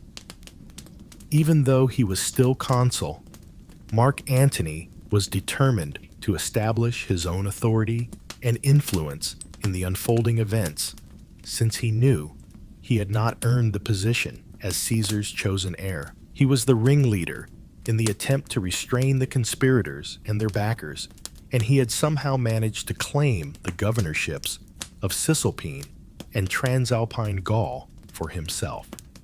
Since Caesar's rule was overthrown after his murder, his heir Octavian had nothing to claim. Therefore, This was easier to do than one might think. War broke out because neither man was willing to work with the other or give the other any advantage. When Mark Antony traveled to the city of Mutina at the end of 444 BC with the intention of capturing Cisalpine Gaul by force, there were indications that war was imminent. This was required because the decree that Antony had previously approved, which would have granted him the 2 governorships in Gaul, was not accepted by the region's incumbent ruler, Decimus Junius Brutus Albinus, one of Julius Caesar's assassins. Brutus was resolved to oppose his law, since it was viewed as being extremely unlawful. The last good relations Antony had with the Roman Senate may have been severed when he later besieged Mutina. In response to the perilous siege, they dispatched Octavian himself to protect the governor, together with Aulus Hirtius and Gaius Vibius Pansa, the consuls of the new year. The Senate's approach was successful. The siege of Mutina loosened as Antony and his soldiers had to defend themselves against the advancing forces. The siege would be ended after Hirtius and Octavian attacked Antony's camp, frightening him into thinking another attack was imminent, but both consuls would die. However, the Senate's success was limited to that. Moreover, Brutus was persuaded to resign from his position as Octavian was no longer prepared to collaborate with his uncle's murderer. He intends to escape to Macedonia in order to join some of his fellow conspirators, but he will be killed en route by one of Antony's allies. Mark Antony was now deemed an enemy of the state back in Rome. In the meanwhile, 2 consulships unexpectedly become available. Since Octavian had his sights set on the part he felt great pride in the latter fact, the successor to Julius Caesar marched to Rome and got what he desired. Additionally, he replaced his relative Quintus Pedius as consul. The odd choice to withdraw, the proclamation declaring Mark Antony an enemy of Rome, was one of the modifications that Octavian and Pegios now made. Since Antony and Octavian were 2 of Caesar's most notable remaining followers, the former thought it would be beneficial to join forces with the latter. Marcus Aemilius Lepidus, another powerful figure, an ardent admirer of Julius Caesar, had already engaged in negotiations with Mark Antony, either on his own initiative or at the insistence of Lepidus's forces. The same powers that had backed Caesar were now putting pressure on Octavian to follow suit. Thus, Mark Antony Caesar's heir, Marcus Aemilius Lepidus, and the other men formed what is now called the Second Triumvirate. The enactment of the Lex Titia, which was based on Sulla's Lex Valeria, and gave the triumvir more political and legal authority than the consuls, cemented this new partnership of sorts. In addition, the 3 would renege on previous promises to absolve those involved in the plot against Julius Caesar, and they carried out a bloody turnabout that resulted in hundreds of executions. Additionally, the Republic's holdings were divided among the men, with Lepidus receiving Spain and Narbonensis, Antony gaining Cisalpine and Gaul, as he had previously anticipated, and Octavian capturing Africa, Sicily, and Sardinia.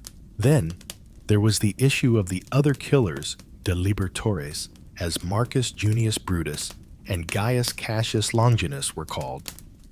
While the triumvirs were in the west, Cassius and Brutus fled to the east, where they were trying to seize control of the eastern Roman lands after avoiding any form of trial in Rome.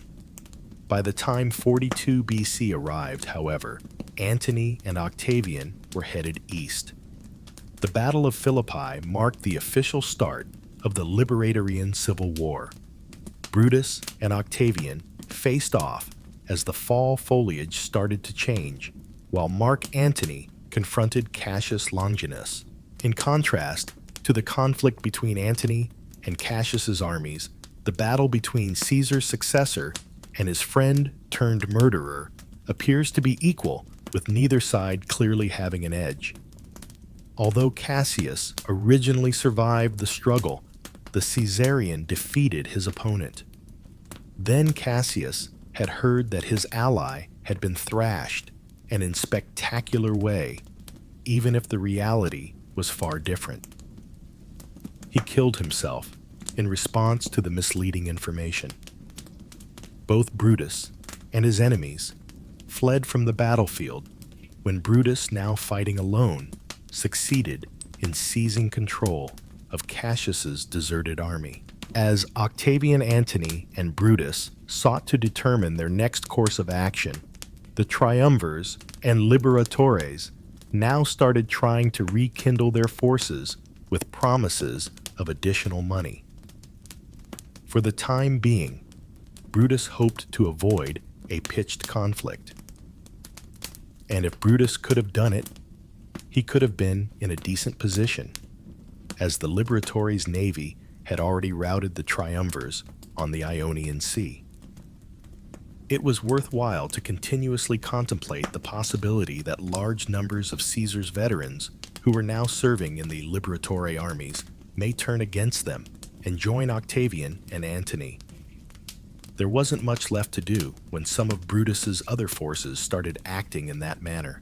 It was a terrible loss, and the Liberator had to either fight and fight now or retreat with his tail between his legs. Brutus made the decision, although it could have been wiser in the end, because his soldiers were routed in a fight on October 23rd, and the remaining Liberatore committed suicide. A few aristocrats who had previously opposed Octavian and Antony joined the Caesarian battle, as did many of the remaining members of Brutus and Cassius's armies. It is reported that Mark Antony laid a purple cloth over Brutus's body in remembrance of his fallen enemy and once friend, after his body was found among the aftermath's bloodshed. A moment of symbolic importance, bringing to life the actual consequences of the continuing civil war in the Roman Republic and its remnants. Rome had been ripped apart by opposing groups, political games, brother against brother, and friend against friend. Additionally, friendships quickly turned into adversaries, and alliances were short-lived, as was the Roman way. It was the same. The participants of the three-way alliance dispersed geographically after the fight against the Liberatores. Antony and Octavian, in particular, had to move on to face Sextus Pompey in Sicily, while Antony concentrated on the east and Parthia. Additionally, Cleopatra would reappear and have an affair with Antony, just as she did with Caesar before him. Cleopatra and Antony benefited from this. Both might bolster their own positions by using one another. This was an adulterous relationship after all. Back in Rome, Antony had a wife, and she was not to be disregarded. Fovia, Antony's wife, and Lucius Antonius, Mark Antony's brother and consul, were drafting their own war plans while the Parthians prepared for a preemptive strike on some of Rome's eastern lands. Fulvia and Antonius chose to personally target the triumvir with a barrage of propaganda amid the internal turmoil brought on by Octavian's treatment of his veterans and the continued conflict with Sextus Pompey, which only served to fuel the fires of the current rebellion. Soon after, things became so bad that Antonius occupied Rome militarily and then went to fight with Octavian's army. The fiasco lasted barely from 41 to 40 BC, and Octavian ultimately prevailed and took Perugia as a result. Both Fulvia and Antonius were let to survive, as were the members of Antony's family at the behest of Octavian's army. Additionally, Antony had pretended to be distracted by Perusia during the fights. In addition, he had captured Gaul, following the demise of Antony's governor, and controlled other lands that were under Rome's control. He would stop at nothing to bring his own troops back to Italy as a backup plan. Antony also made an effort to speak with Sextus Pompey, Octavian's current adversary, as an additional precaution. Although this plan was successful, it put Antony in direct confrontation with Octavian's force at Brundisium. The altercation may have escalated into another civil war if both forces hadn't pleaded for peace. Unfortunately, the troops were able to start talks once more. Or perhaps these Romans just knew what it meant to be fair to their troops. The triumvirs had once more reached an accord by the fall of 40 BC. Lepidus, the less well-known of the three allies, was confirmed in his new role over Africa, while Antony and Octavian were officially placed in the East and Gaul respectively. The re-established friends celebrated briefly at home before turning to face Pompey with two choices: either make a treaty or prevail in battle. Negotiations began when the sweltering summer heat arrived.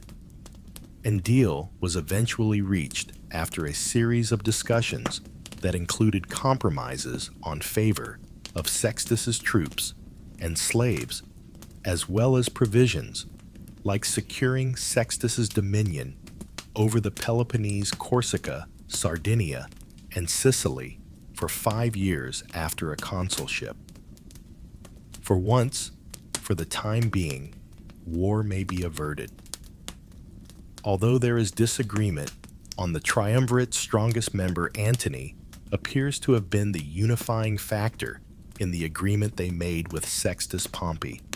The relationship between Sextus and Octavian was now under intense scrutiny, since the latter had just returned east and turned his attention back to his triumphs over Parthia through his lieutenant Publius Ventidius. Without Antony to put an end to them, emotions rose to a fiery peak in a few months.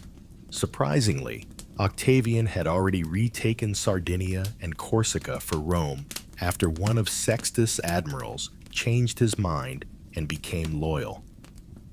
Sextus had the ideal pretext to abandon their partnership on Caesar's heir, because he had already preferred Antony to Octavian. Sextus had an early lead in the maritime fight, which worried Antony again, since he now saw a chance that Sextus would become too powerful compared to both Octavian and himself. As a result, when his colleague Triumvir requested assistance, Antony sailed back to Italy to continue the conversation, even if he did not always agree with Octavian.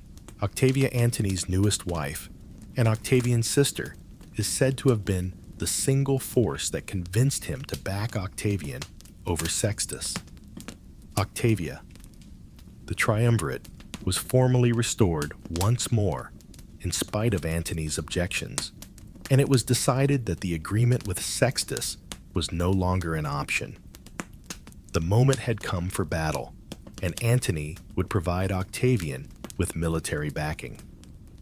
As he gave her new territories, Antony also redirected his ambitions in the east toward Parthia and his ongoing liaison with Cleopatra, whom he now admitted he had pregnant. People in Rome, and in fact all of Italy, were unhappy with this quiet public involvement, which was causing Antony's image to deteriorate. This would be further exacerbated by his impending defeat by the Parthians. After marching on Frata, the capital of the Parthians, and being driven back to Cappadocia by his purported friend Artavasdes, the king of Armenia, Antony had transformed the fissure in his reputation into a widening rift. In the meanwhile, Octavian and Lepidus achieved their own victories over Sextus, who by the end of 366 BC was ironically pursuing Mark Antony with the vital assistance of Octavian's lieutenant Marcus Vespasianus Agrippa. Not the most important news at the time was that Sextus may sign a new pact with Antony. The forgotten Lepidus really made symbolic news with his abrupt defection. Lepidus, who had long yearned for his own grandeur, tried to gain favor with Octavian's men after Sextus was defeated. As a result of this plan's catastrophic failure, the unflappable Octavian simply kicked Lepidus out of the triumvirate. It would be an insult to imply that the partnership remained intact with just Antony and Octavian. By this point, it seemed like Lepidus had been the glue for the triumvirate, and now it was gone. Consequently, there was nothing to prevent another civil war, and Octavian was now prepared for it. The type of conflict that would ensue was a propaganda war. Additionally, Antony made things absurdly simple for Octavian, demonstrating a level of naivete that was pretty astonishing. Following the execution of the fugitive, Sextus Antony deceived his purported friend in Armenia, capturing his realm and showcasing the entire ruse in a poorly planned festival.